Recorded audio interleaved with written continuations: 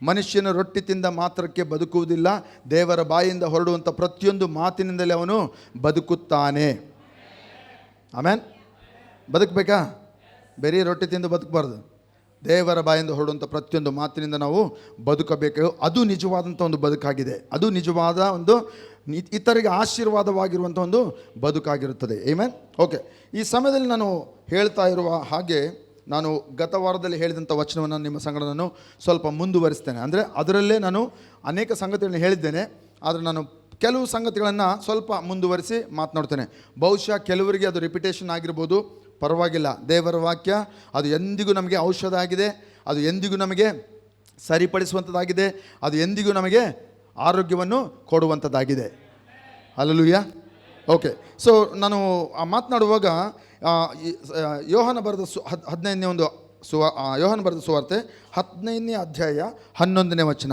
ಯೋಹಾನ ಬರೆದ ಸುವಾರ್ತೆ 15ನೇ ಅಧ್ಯಾಯ 11ನೇ ವಚನ. ಇದನ್ನು ನಾನು ಓದೋಕ್ಕಿಂತ ಮುಂಚೆ ನಿಮ್ಮೆಲ್ಲರ ಸಂಗಡ ನಾನು ಮಾತನಾಡಲಿಕ್ಕೆ ಇಷ್ಟಪಡ್ತೇನೆ. ಸ್ಕ್ರೀನ್ ಮೇಲೆ ಹಾಕಬೇಡಿ, ಓಕೆ? ನಾನು ಕೇಳಿದಾಗ ಹಾಕ್ರಿ, ಆಯಿತಾ? ಸರಿ. ಸೊ ಇದನ್ನು ನಾನು ಹೇಳೋಕ್ಕಿಂತ ಮುಂಚೆ ನಿಮ್ಮೆಲ್ಲರ ಹತ್ರ ನಾನು ಮಾತನಾಡಿದ್ದೇನಂತಂದರೆ, ಯೋಹಾನನು, ಶಿಷ್ಯನಾದಂಥ ಯೋಹಾನನು, ಆತನು ಯೇಸುವಿಗೆ ಭಾಳ ಹತ್ತಿರವಾಗಿ ನಿಕಟವಾಗಿ ಯೇಸುವಿನ ಎದೆಗೆ ಒರಗಿಕೊಂಡು ಆತನು ಇದ್ದಂಥ ಶಿಷ್ಯನು. ಮತ್ತು ಆತನು ಬರೆದಂಥ ಸುವಾರ್ತೆಯನ್ನು ನಾವು ಯಾರಿಗಾದರೂ ವಾಕ್ಯ ಓದಲಿಕ್ಕೆ ಮೊದಲನೇ ಬಾರಿ ಅವರು ಪ್ರೋತ್ಸಾಹ ನಾವು ಮಾಡಬೇಕು ಅಂತ ಅಂದಾಗ ಅವ್ರಿಗೆ ನಾವು ಹೇಳೋದೇನಂತಂದರೆ, ಯೋಹಾನ ಬರೆದ ಸುವಾರ್ತೆಯನ್ನು ಮೊದಲು ಪ್ರಾರಂಭಿಸಿ ಅಂತ ನಾನು ಹೇಳ್ತೇನೆ. ಯಾಕೆ ಹೇಳ್ತೇನೆ ಅಂತಂದರೆ, ಅನೇಕರು ದೇವರ ಸೇವಕರು ಕೂಡ ಕೆಲವರು ಅದನ್ನು ಆ ಒಂದು ಅಭ್ಯಾಸವನ್ನು ಅವರು ಇಟ್ಟುಕೊಂಡಿದ್ದಾರೆ. ಏನಂತ ಹೇಳ್ತಾರೆ, ಯಾರಾದರೂ ಹೊಸದಾಗಿ ದೇವರ ವಾಕ್ಯ ಓದಲಿಕ್ಕೆ ಪ್ರಾರಂಭ ಮಾಡುವಾಗ ಮೊದಲನೇ ಒಂದು ಸುವಾರ್ತೆ ನೀವು ಓದಬೇಕಾದದ್ದು ಸುವಾರ್ತೆ ಯೋಹಾನನು ಬರೆದ ಸುವಾರ್ತೆ ಎಂಬುದಾಗಿ ನಾವು ಓದಲಿಕ್ಕೆ ಪ್ರೋತ್ಸಾಹ ಮಾಡ್ತೇವೆ. ನೀವು ಕೂಡ ಅದನ್ನು ಮಾಡಬಹುದು, ಅದು ಒಳ್ಳೆಯ ಅಭ್ಯಾಸ, ಆಯಿತಾ? ಇರಲಿ. ಇವಾಗ ಎಲ್ಲ ಸುವಾರ್ತೆಗಳು ವಿಶೇಷವಾದದ್ದು, ಅನನ್ಯವಾದದ್ದು. ಮತ್ತಾಯನು ಬರೆದ ಸುವಾರ್ತೆ ಅದು ಉತ್ತಮವಾದದ್ದು. ನಾನು ಅದನ್ನು ಯಾವುದನ್ನು ಕಡಿಮೆಯ ನಾನು ಆಗಿ ಎಣಿಸ್ತಾ ಇಲ್ಲ. ಮತ್ತಾಯನ ಬರೆದ ಸುವಾರ್ತೆ, ಮಾರ್ಕನ ಬರೆದ ಸುವಾರ್ತೆ, ಲೂಕನ ಬರೆದ ಸುವಾರ್ತೆ ಮತ್ತು ಯೋಹಾನನು ಬರೆದ ಸುವಾರ್ತೆ. ಸೊ ಈ ಯೋಹಾನ ಬರೆದ ಸುವಾರ್ತೆಯಲ್ಲಿ ವಿಶೇಷವಾದ ಕೆಲವು ಸಂಗತಿಗಳನ್ನ ನಾವು ನೋಡ್ತೇವೆ. ಯೋಹಾನ ಬರೆದ ಸುವಾರ್ತೆಯಲ್ಲಿ ನಾವು ವಿಶೇಷವಾದಂಥ ಸಂಗತಿಗಳನ್ನು ನಾವು ನೋಡ್ತೇವೆ. ಅದನ್ನೆಲ್ಲ ವಿವರಿಸಲಿಕ್ಕೆ ನನಗೆ ಸಮಯ ಇಲ್ಲ. ಆದರೆ ಯೋಹಾನ ಬರೆದ ಸುವಾರ್ತೆಯಲ್ಲಿ ಕೆಲವು ಸಂಗತಿಗಳನ್ನು ನಾನು ನಿಮ್ಮ ಸಂಗಡ ಹಂಚ್ಕೊಳ್ತೇನೆ, ಓಕೆ? ಅಲ್ಲಿ ನಾನು ನಾನು ನಾನು ಅಂತ ಹೇಳುವಂಥ ಅನೇಕ ಪದಗಳನ್ನು ಯೇಸು ಸ್ವಾಮಿ ಉಪಯೋಗ ಮಾಡಿದ್ದಾನೆ, ಓಕೆ? ಅವುಗಳನ್ನ ನಾವು ನೋಡಿಕೊಳ್ಳೋಣ. ಈಗ ನಾವು 15ನೇ ಒಂದು ಯೋಹಾನ ಬರೆದ ಸುವಾರ್ತೆ 15ನೇ ಅಧ್ಯಾಯದಲ್ಲಿ ನಾವು ಓದುವಂಥ ಮೊದಲನೇ ವಚನದಲ್ಲಿ ಅದು ಏನಿರ್ತದೆ? ಓದ್ಬೇಡ. ಅಲ್ಲಿ ಏನಿರ್ತದೆ? ನಾನೇ ನಿಜವಾದಂಥ ದ್ರಾಕ್ಷಿ. ಯಾರು ಹೇಳ್ತೀರಿ? ನಾನೇ ಎಲ್ಲರೂ ಹೇಳೋವರೆಗೆ ಬಿಡೋದಿಲ್ಲ. ನಾನು ನಿಮ್ಮನ್ನು ಬಿಡೆನು ತೊರೆಯನು, ಓಕೆ? ನಾನೇ ನಿಜವಾದ ದ್ರಾಕ್ಷೆ ಬಳ್ಳಿ. ಎಲ್ಲ ಹೇಳ್ರಿ, ನಾನೇ ನಿಜವಾದ ದ್ರಾಕ್ಷೆ ಬಳ್ಳಿ. ಯೇಸು ಸ್ವಾಮಿ ಹೇಳಿದ್ದು ಏನಂತ ಹೇಳಿದ್ರು? ನಾನೇ ನಿಜವಾದ ದ್ರಾಕ್ಷೆ ಬಳ್ಳಿ. ಸೊ ಈ ಒಂದು ಸುವಾರ್ತೆಯಲ್ಲಿ ಯೇಸು ಸ್ವಾಮಿಯೇ ಹೇಳಿದ್ದು ಅನೇಕ ಪದಗಳನ್ನು, ಅನೇಕ ಸಂಗತಿಗಳನ್ನು ಅಲ್ಲಿ ಬರೆಯಲ್ಪಟ್ಟಿದೆ. ಮತ್ತು ಇದೇ ಯೋಹಾನನು ಕೆಲವು ವಿಷಯಗಳನ್ನು ಹೇಳ್ತಾನೆ. ಇದೇ ಯೋಹಾನನು ಆತನು ಹೇಳ್ತಾನೆ, ಈ ಯೇಸು ಸ್ವಾಮಿ ಮಾಡಿದಂಥ ಎಲ್ಲ ಕಾರ್ಯಗಳನ್ನು ನಾನು ಪುಸ್ತಕದಲ್ಲಿ ಬರೆಯುವುದಾದರೆ ಇಡೀ ಲೋಕದ ಪುಸ್ತಕಗಳು ಸಾಲದು ಅಂತ ಹೇಳ್ತಾನೆ. ಅರ್ಥ ಆಯ್ತಿಲ್ಲೋ ಗೊತ್ತಿಲ್ಲ, ಕೆಲವ್ರಿಗೆ ಅರ್ಥ ಆಯ್ತು, ಅದಕ್ಕೆ ಆಮೇಲೆ ಹೇಳಿದ್ರು. ಇನ್ನು ಕೆಲವರು ಯೋಚನೆ ಮಾಡ್ತಿದ್ದಾರೆ, ಏನು ಹೇಳ್ದ ಪುಟ್ಟಣ್ಣ, ಅವ್ರು ಯಾಕೆ ಆಮೇಲೆ ಅಂದರು? ಇನ್ನೊಂದ್ಸರಿ ಹೇಳ್ತೀನಿ, ಕೇಳಿಸ್ಕೊಟ್ರು, ಓಕೆ? ನಿಮ್ಗೆ ಇಷ್ಟ ಆಯಿತು, ನಿಮಗೆ ಚೆನ್ನಾಗಿ ಅನಿಸ್ತು ಅಂದರೆ ನೀವು ಏನನ್ನಬೇಕು? ಆಮೇನಂದರೆ ಯೇಸುವಿನ ಹೆಸರು, ಅದು ಮೊದಲನೇದಾಗಿ. ಆಮೇನಂದರೆ ಅದಕ್ಕೆ ಅರ್ಥ ಇದೆ, ಹಾಗೆ ಆಗಲಿ. ಆಮೇನ್. ಸೊ ಆಮೇನ್ ಅಂತ ಗಟ್ಟಿ ಹೇಳೋಣ, ಆಮೇನ್. Okay, right.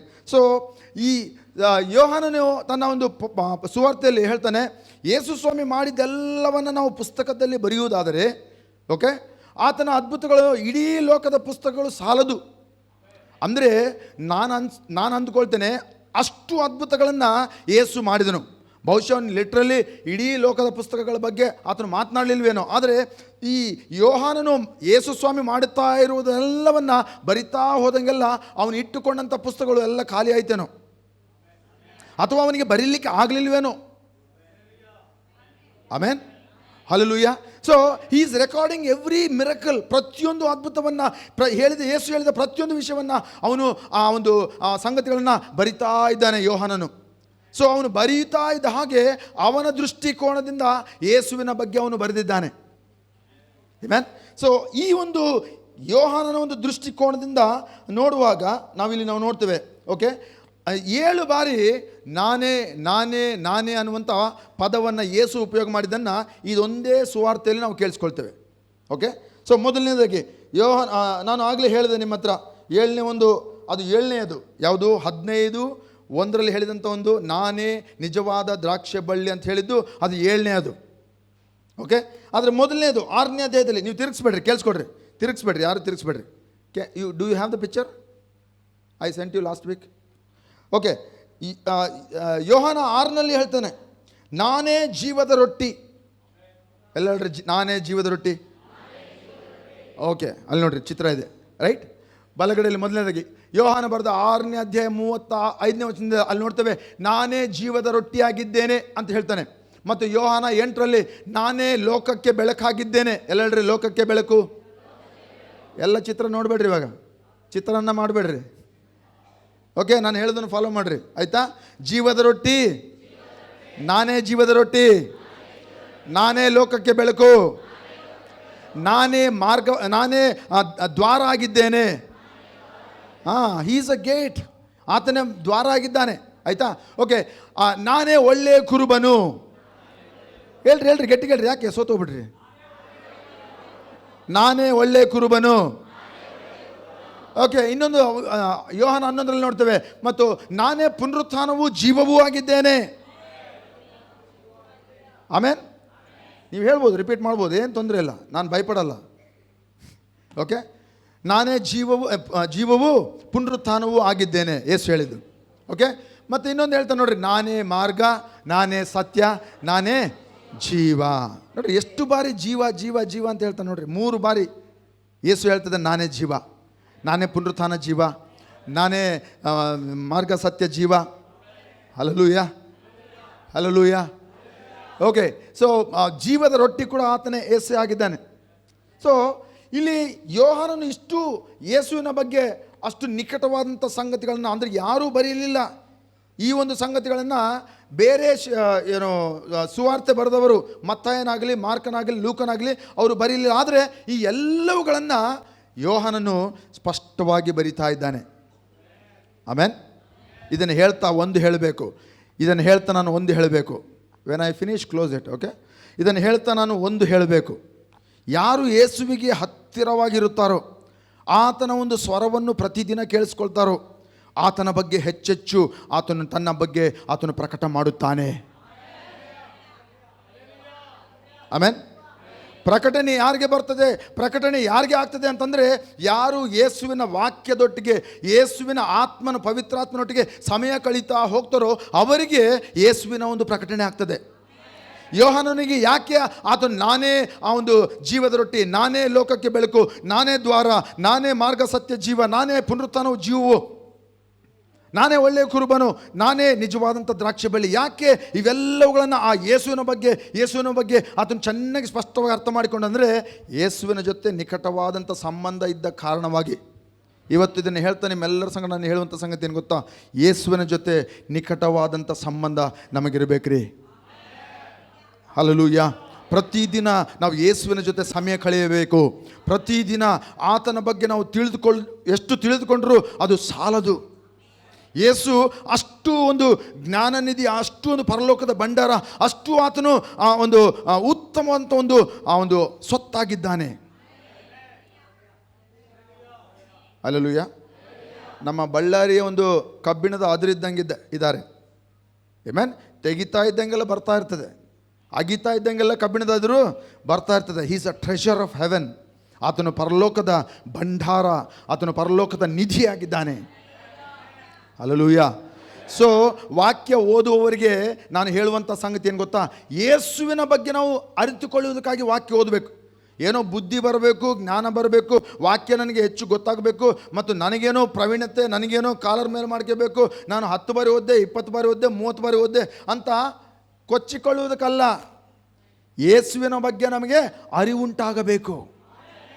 ಯೇಸುವಿನ ಬಗ್ಗೆ ನಮಗೆ ಅರಿವುಂಟಾಗಬೇಕು, ಜ್ಞಾನ ಬರಬೇಕು. ಯೇಸುವಿನ ಬಗ್ಗೆ ನಮಗೆ ಜ್ಞಾನ ಬರಬೇಕು. ಇದೇ ಯೋಹಾನನು, ಆತನು ಸುವಾರ್ತೆ ಬರೆದದ್ದು ಮಾತ್ರವಲ್ಲ, ಆತನು ಪತ್ರಿಕೆಯನ್ನು ಕೂಡ ಬರೆದಿದ್ದಾನೆ. ಓಕೆ, ಮೊದಲನೇ ಯೋಹಾನ ಪತ್ರಿಕೆ, ಅದೇ ಪತ್ರಿಕೆಯನ್ನು ಓದೋಣ, ಆಯಿತಾ? ಸರಿ, ಯೋಹಾನನ ಬರೆದ ಮೊದಲನೇ ಪತ್ರಿಕೆ, ಮೊದಲನೇ ವಚನದಿಂದ ಕೆಲವು ವಚನಗಳನ್ನು ಓದಿಕೊಳ್ಳೋಣ. ಓದಮ್ಮ. ಯೋಹಾನ ಬರೆದ ಮೊದಲನೇ ಪತ್ರಿಕೆ, ಅವ್ರು ಓದ್ತಾರೆ, ನಾವು ಕೇಳಿಸ್ಕೊಳ್ಳೋಣ, ಆಯಿತಾ?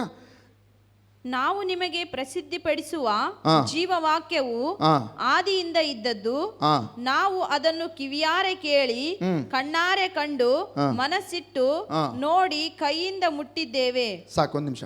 ನಾವು ನಿಮಗೆ ಪ್ರಸಿದ್ಧಿಪಡಿಸುವ ಅಂದರೆ ನಾವು ಅಂದರೆ ಇಲ್ಲಿ ಯೋಹಾನನು ಆತನು ಇತರರಿಗೆ ಹೇಳುತ್ತಾ ಇದ್ದಾನೆ, ತನ್ನ ಪತ್ರಿಕೆಯನ್ನು ಬರೆದು ಯೇಸುವಿನ ಕುರಿತಾಗಿ ಆತನು ಹೇಳುತ್ತಾ ಇದ್ದಾನೆ.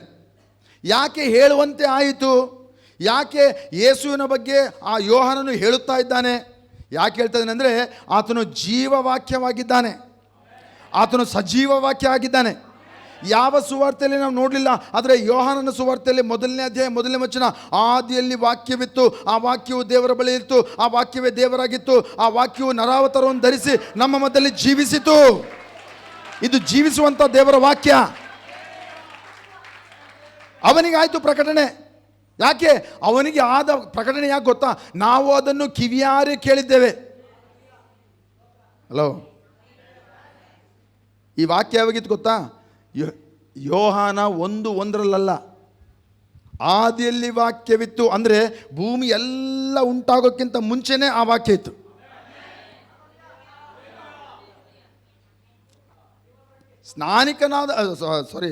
ಶಿಷ್ಯನಾದಂಥ ಯೋಹಾನನು ಅದನ್ನು ಮೊದಲನೇ ಸಾರಿ ಅಲ್ಲಿ ಬರೆದಿದ್ದಾನೆ, ಆದಿಯಲ್ಲಿ ವಾಕ್ಯವಿತ್ತು ಅಂತ. ಅಂದರೆ ಅವನಿಗೆ ಪ್ರಕಟಣೆ ಆಯಿತು. ಯೇಸುವಿನ ಜೊತೆ ನಡೀತಾ ಆತನ ಜೊತೆ ಸಹವಾಸ ಮಾಡುತ್ತಾ, ಆತನನ್ನು ಕೇಳಿಸ್ಕೊಳ್ತಾ, ಆತನ ನೋಡುತ್ತಾ, ಆತನ ಮುಟ್ಟುತ್ತಾ, ಆತನ ಮಾಡುವಂಥ ಅದ್ಭುತಗಳನ್ನು ನೋಡುತ್ತಾ, ಅನುಭವದಿಂದ, ಮುಂದೆ ನಾವು ಓದ್ತೇವೆ, ಅನುಭವ ಮಾಡಿ ಆತನು ಗ್ರಹಿಸಿದ. ಏನಂತ ಗ್ರಹಿಸಿದ? ಆದಿಯಲ್ಲಿ. ಈತನು ಇವಾಗಿದ್ದವನಲ್ಲ, ಆತನು ಆದಿಯಿಂದ ಇದ್ದವನು. ಏನು ಭೂಮಿ ಇಲ್ಲದೆ ಇರುವಾಗ, ಬರಿದಾಗಿರುವಾಗ, ಕತ್ತಲೆ ಇರುವಾಗ, ಅಂಧಕಾರ ಕವಿದಿರುವಾಗ, ಭೂಮಿಯು ನಿರಾಕಾರವಾಗಿರುವಾಗ ದೇವರು ಬಾಯಿ ತೆರೆದು ಆತನು ನುಡಿದನು. ಯೇಸು ಸ್ವಾಮಿ ಆ ದೇವರ ವಾಕ್ಯವಾಗಿದ್ದಾನೆ, ಜೀವವಾಕ್ಯ. ಅದಕ್ಕೆ ಇವತ್ತು ಯಾರಾದರೂ ವಾಕ್ಯಕ್ಕೆ ತುಚ್ಛತನ ಅಥವಾ ಕೆಳಮಟ್ಟದಲ್ಲಿ ಅಥವಾ ಅದನ್ನು ತಾತ್ಸಾರ ಮಾಡುವುದಾದರೆ ಬಹಳ ದುಃಖ ಪಡುವಂಥ ಒಂದು ಪರಿಸ್ಥಿತಿ. ವಾಕ್ಯಕ್ಕೆ ನಿರ್ಲಕ್ಷ್ಯ ಬರಬಾರ್ದ್ರಿ. ನಮ್ಮ ಲೈಫಲ್ಲಿ ವಾಕ್ಯಕ್ಕೆ ನಿರ್ಲಕ್ಷ್ಯ ಬಂದರೆ ಎಲ್ಲವೂ ನಿರ್ಲಕ್ಷ್ಯ ಆಗಿಬಿಡ್ತದೆ.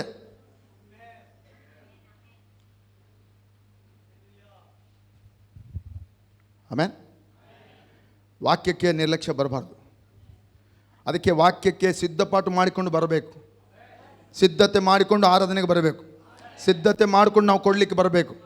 ಸುಮ್ಮನೆ ಏನೋ ಪಾರ್ಕಿಗೆ ಹೋದಂಗೆ, ಕ್ಲಬ್ಬಿಗೆ ಹೋದಂಗೆ, ಸಿನಿಮಾ ಥಿಯೇಟ್ರಿಗೆ ಹೋದಂಗೆ ಅಲ್ಲಾಡ್ಸ್ಕೊಂತ ಬರಬಾರ್ದು.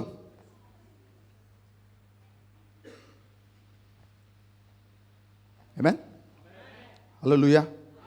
ಓಕೆ, ಕೀರ್ತನೆಯಲ್ಲಿ ಒಂದು ವಚನ ಇದೆ, ಅದು ನನಗೆ ನೆನಪು ಬರ್ತಾ ಇಲ್ಲ, ಆದರೆ ಕೀರ್ತನೆಯಲ್ಲಿ ಒಂದು ವಚನ ಇದೆ. Okay,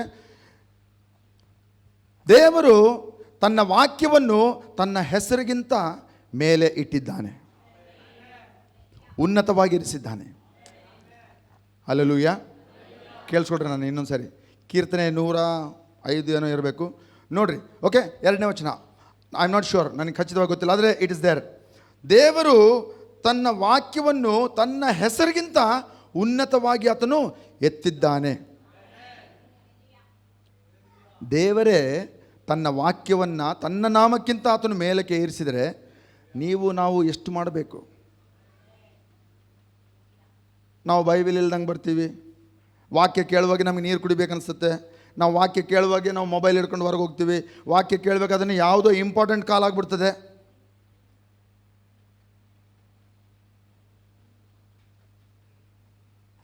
amen, hallelujah. ಯಾಕಂದರೆ ವಾಕ್ಯ, ಯೇಸು ಸ್ವಾಮಿ ಹೇಳಿದರು, ನೀವು ಕೇಳುವಂಥ ಮಟ್ಟದಿಂದಲೇ ನಿಮಗೆ ಅಳಿಯುತ್ತಾರೆ. ನೀವು ಏನು ಕೇಳುತ್ತೀರಿ, ಹೇಗೆ ಕೇಳುತ್ತೀರಿ, ನೀವು ಎಚ್ಚರಿಕೆ ವಹಿಸಬೇಕು. ಮಾರ್ಕನ ಬರೆದ ಸುವಾರ್ತೆ 4:24 ನಾನು ತೆಗಿಬೇಡ. ಲೂಕನ ಬರೆದ ಸುವಾರ್ತೆ 8:18, 4:24 ಎಲ್ಲ ಹೇಳ್ರಿ. 4:24, 8:18. ಈ 2 ವಚನ, ಮಾರ್ಕ್ 4:24, ಲೂಕ್ 8:18. ಎರಡರಲ್ಲಿ ಇರುವಂಥ ವ್ಯತ್ಯಾಸ. ಎರಡರಲ್ಲೂ ಕೇಳುವಾಗ ಎಚ್ಚರಿಕೆ ವಹಿಸ್ಬೇಕಂತೆ. ಹೇಗೆ ಕೇಳುತ್ತೇವೆ, ಏನು ಕೇಳುತ್ತೇವೆ, ಭಾಳ ಎಚ್ಚರಿಕೆ ವಹಿಸ್ಬೇಕು. ವಾಕ್ಯ ಕೇಳ್ತಾ ಇದ್ದೀವ, ವಾಕ್ಯ ಬಿಟ್ಟು ಬೇರೆ ಏನೋ ಕೇಳ್ತಾ ಇದ್ದೀವ. ನಾವು ವಿಶ್ವಾಸಿಗಳ ಜೊತೆ ಇರ್ಬೋದು, ಬೇರೆ ಒಂದು ಕೂಟದಲ್ಲಿರ್ಬೋದು, ಯೂಟ್ಯೂಬಲ್ಲಿ ವಾಕ್ಯ ಕೇಳ್ತಾ ಇರ್ಬೋದು, ಏನೇ ಇರಲಿ, ನಾವು ಹೇಗೆ ಕೇಳ್ತಾ ಇದ್ದೇವೆ, ಏನು ಕೇಳ್ತಾ ಇದ್ದೇವೆ ಎಚ್ಚರಿಕೆ ವಹಿಸಬೇಕು. ಅನೇಕರು ವಾಕ್ಯದ ಪ್ಯಾಕೇಜ್ ಮಾಡಿ ಅನೇಕ ತಪ್ಪು ಬೋಧನೆಗಳನ್ನು ಅವರು ಕೇಳಿಸ್ತಾ ಇರ್ತಾರೆ. ನಮಗೆ ಕೇಕ್ ಮೇಲೆ ಕ್ರೀಮ್ ಹಚ್ಚಿದಾಗ ಭಾಳ ಚೆನ್ನಾಗಿ ಕಾಣ್ತದೆ, ಹೌದಾ? ಒಳಗಡೆ ಎಂಥ ಕೊಳ್ತಿದ್ದು ಕೇಕ್ ಇಟ್ಟಾರೋ, ಎಂಥದ್ದು ಇಟ್ಟಿದ್ದಾರೋ ಏನು ಗೊತ್ತಿಲ್ಲ. 3 ದಿನದ ಕೇಕ್ ಇಟ್ಟಿರ್ಬೋದು, 4 ದಿನದ ಇಟ್ಟಿರ್ಬೋದು. ಮೇಲೆ ಕ್ರೀಮ್ ಮಾತ್ರ ಇವತ್ತು ಫ್ರೆಶ್ ಆಗಿ ಹಚ್ಚಿ ಮೇಲೊಂದು, ಅಂದರೆ ನಾನು ಯಾವ ಬೇಕ್ರಿ ಬಿಸ್ನೆಸ್ ಮಾಡೋರ ಬಗ್ಗೆ ಮಾತನಾಡ್ತಾ ಇಲ್ಲ, ದಯಮಾಡಿ ತಪ್ಪು ಅರ್ಥ ಮಾಡಬೇಕು. ಆದರೆ ಇಲ್ಲಿ ನಾನು ಹೇಳುವಂಥ ತಾತ್ಪರ್ಯ ಅರ್ಥ ಮಾಡಿಕೊಡ್ರಿ. ಮೇಲೆ ಪ್ಯಾಕೇಜಿಂಗ್ ಮಾತ್ರ ಚೆನ್ನಾಗಿರ್ತದೆ, ಡೆಕೋರೇಷನ್ ಮಾತ್ರ ಚೆನ್ನಾಗಿರ್ತದೆ. ಆಮೇಲೆ ಅನೇಕ ತಪ್ಪು ಬೋಧಕರಿದ್ದಾರೆ, ಅನೇಕ ದಾರಿ ತಪ್ಪಿಸುವಂಥ ಒಂದು ಬೋಧನೆಗಳಿದೆ. ದಯಮಾಡಿ ನಾವು ಏನು ಕೇಳುತ್ತಾ ಇದ್ದೇವೆ, ಹೇಗೆ ಕೇಳುತ್ತಾ ಇದ್ದೇವೆ ಎಚ್ಚರಿಕೆ ವಹಿಸಬೇಕು. ಯಾಕಂದರೆ ಈ ಕೇಳುವುದರಿಂದ ಇದು ಗೇಟ್ ಇದ್ದಂಗೆ, ಬಾಗಿಲಿದ್ದಂಗೆ. ಈ ಬಾಗಿಲಿಂದ ಏನು ಒಳಗೆ ಬರ್ತದೋ ನಮ್ಮ ಜೀವಿತದಲ್ಲಿ ಅದೇ ಅದು ಉಳ್ಕೊಳ್ಳೋದು, ಅದರ ಆಶೀರ್ವಾದ. ತಪ್ಪನ್ನು ಕೇಳಿದ್ರೆ ಕತ್ತಲೆ, ಸರಿಯಾದ ಸತ್ಯವನ್ನು ಕೇಳಿದರೆ ಬಿಡುಗಡೆ. ಆಮೇನ್, ಹಲ್ಲೆಲೂಯಾ. ಓಕೆ, ಇಲ್ಲಿ 15ನೇ ಅಧ್ಯಾಯ 11ನೇ ವಚನ ಈಗ ಓದೋಣ, ಆಯಿತಾ? 15ನೇ ಅಧ್ಯಾಯ 11ನೇ ವಚನ.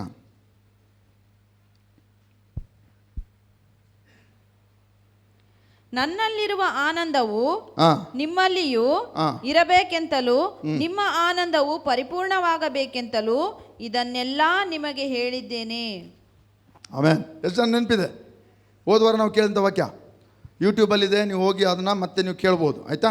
ಆದರೆ ನಾನು ಅದನ್ನು ಕಂಟಿನ್ಯೂ ಮಾಡ್ತಾ ಇದ್ದೀನಿ. ಸೊ ಎಲ್ಲ ಹೇಳ್ರಿ, ಯೇಸುವಿನಲ್ಲಿರುವಂಥ ಆನಂದ, ಗಟ್ಟಿಗೆ, ಯೇಸುವಿನಲ್ಲಿ ಇದ್ದಂಥ ಆನಂದ ನನ್ನಲ್ಲಿರಬೇಕು. ಆ ಒಂದು ಆನಂದ ಪರಿಪೂರ್ಣವಾಗಬೇಕು. ಎಷ್ಟು ಜನಕ್ಕೆ ಪರಿಪೂರ್ಣವಾದಂಥ ಆನಂದ ಇರಬೇಕಂತ ಬಯಸ್ತೀರಿ?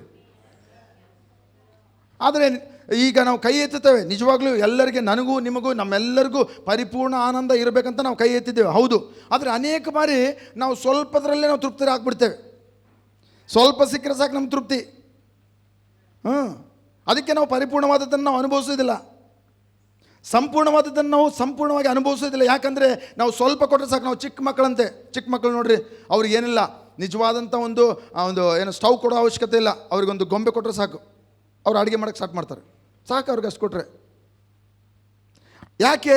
ಅವ್ರು ಇನ್ನೂ ಬೆಳೆದು ಪ್ರವೀಣತೆಗೆ ಬಂದಿಲ್ಲ, ಅವರ ಒಂದು ಬುದ್ಧಿಯನ್ನು ಬೆಳೆದಿಲ್ಲ.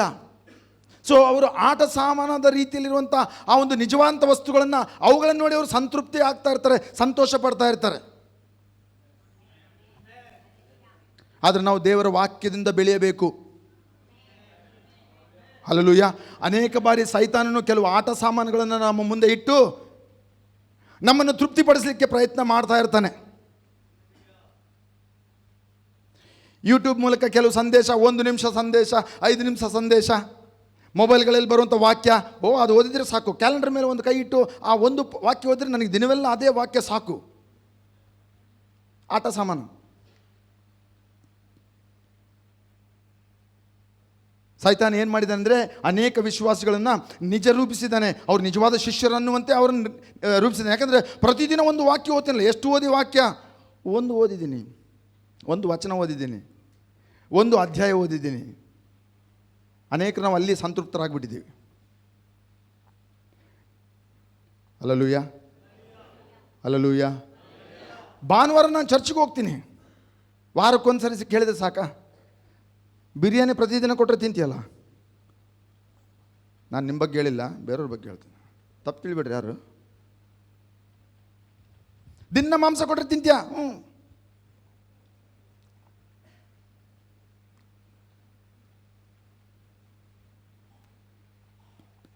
ಆನಂದ ಪರಿಪೂರ್ಣ ಆಗಬೇಕು. ಎಲ್ಲಡ್ರಿ ಪಕ್ಕದಲ್ಲಿ ನೋಡಿ ಹೇಳ್ರಿ, ಆನಂದ ಪರಿಪೂರ್ಣ ಆಗಬೇಕು. ಸ್ವಲ್ಪದರಲ್ಲೇ ತೃಪ್ತಿ ಆಗಬಾರ್ದು, ಫುಲ್ ತೃಪ್ತಿ ಆಗಬೇಕು, ಸಂಪೂರ್ಣವಾಗಿ ತೃಪ್ತಿ ಆಗಬೇಕು. ಓಕೆ, ಹೋದ್ವಾರ ನಾವು ನೋಡ್ಕೊಳ್ತಾ ಇದ್ವಿ ಹೇಗೆ ನಾವು ಪರಿಪೂರ್ಣವಾಗಿ ಆನಂದವನ್ನು ಸವಿಯಬಹುದು ಎಂಬುದಾಗಿ. ಓಕೆ, ಅದನ್ನು ಓದ್ತಾ ಇಲ್ಲ ನಾನು ನಿಮಗೆ, ಸುಮ್ಮನೆ ಹಾಗೇ ನಾನು ಹೇಳ್ತೇನೆ. ಓಕೆ, ನಾವು ಯೋಹಾನ ಬರೆದ ಸುವಾರ್ತೆ 15ನೇ ಅಧ್ಯಾಯ ಮೊದಲು 1 ವಚನದಿಂದ ನಾವು 11 ವಚನಗಳನ್ನು ಓದಿದ್ವಿ, ಆಯಿತಾ? ಈಗ ನಿಜವಾದಾಗಿ ನಾವು 11ನೇ ವಚನದಲ್ಲಿ ಓದಿದ್ದೇನು? ನಮ್ಮ ಸಂತೋಷ, ದೇವರು ನಮಗೆ ಆತನ ಸಂತೋಷವನ್ನು ಕೊಟ್ಟಿದ್ದಾನೆ. ಆ ಸಂತೋಷ ಅದು ಪರಿಪೂರ್ಣ ಆಗಬೇಕು, ಪರಿಪೂರ್ಣ ಆಗಬೇಕು. ಆಮೇನ್.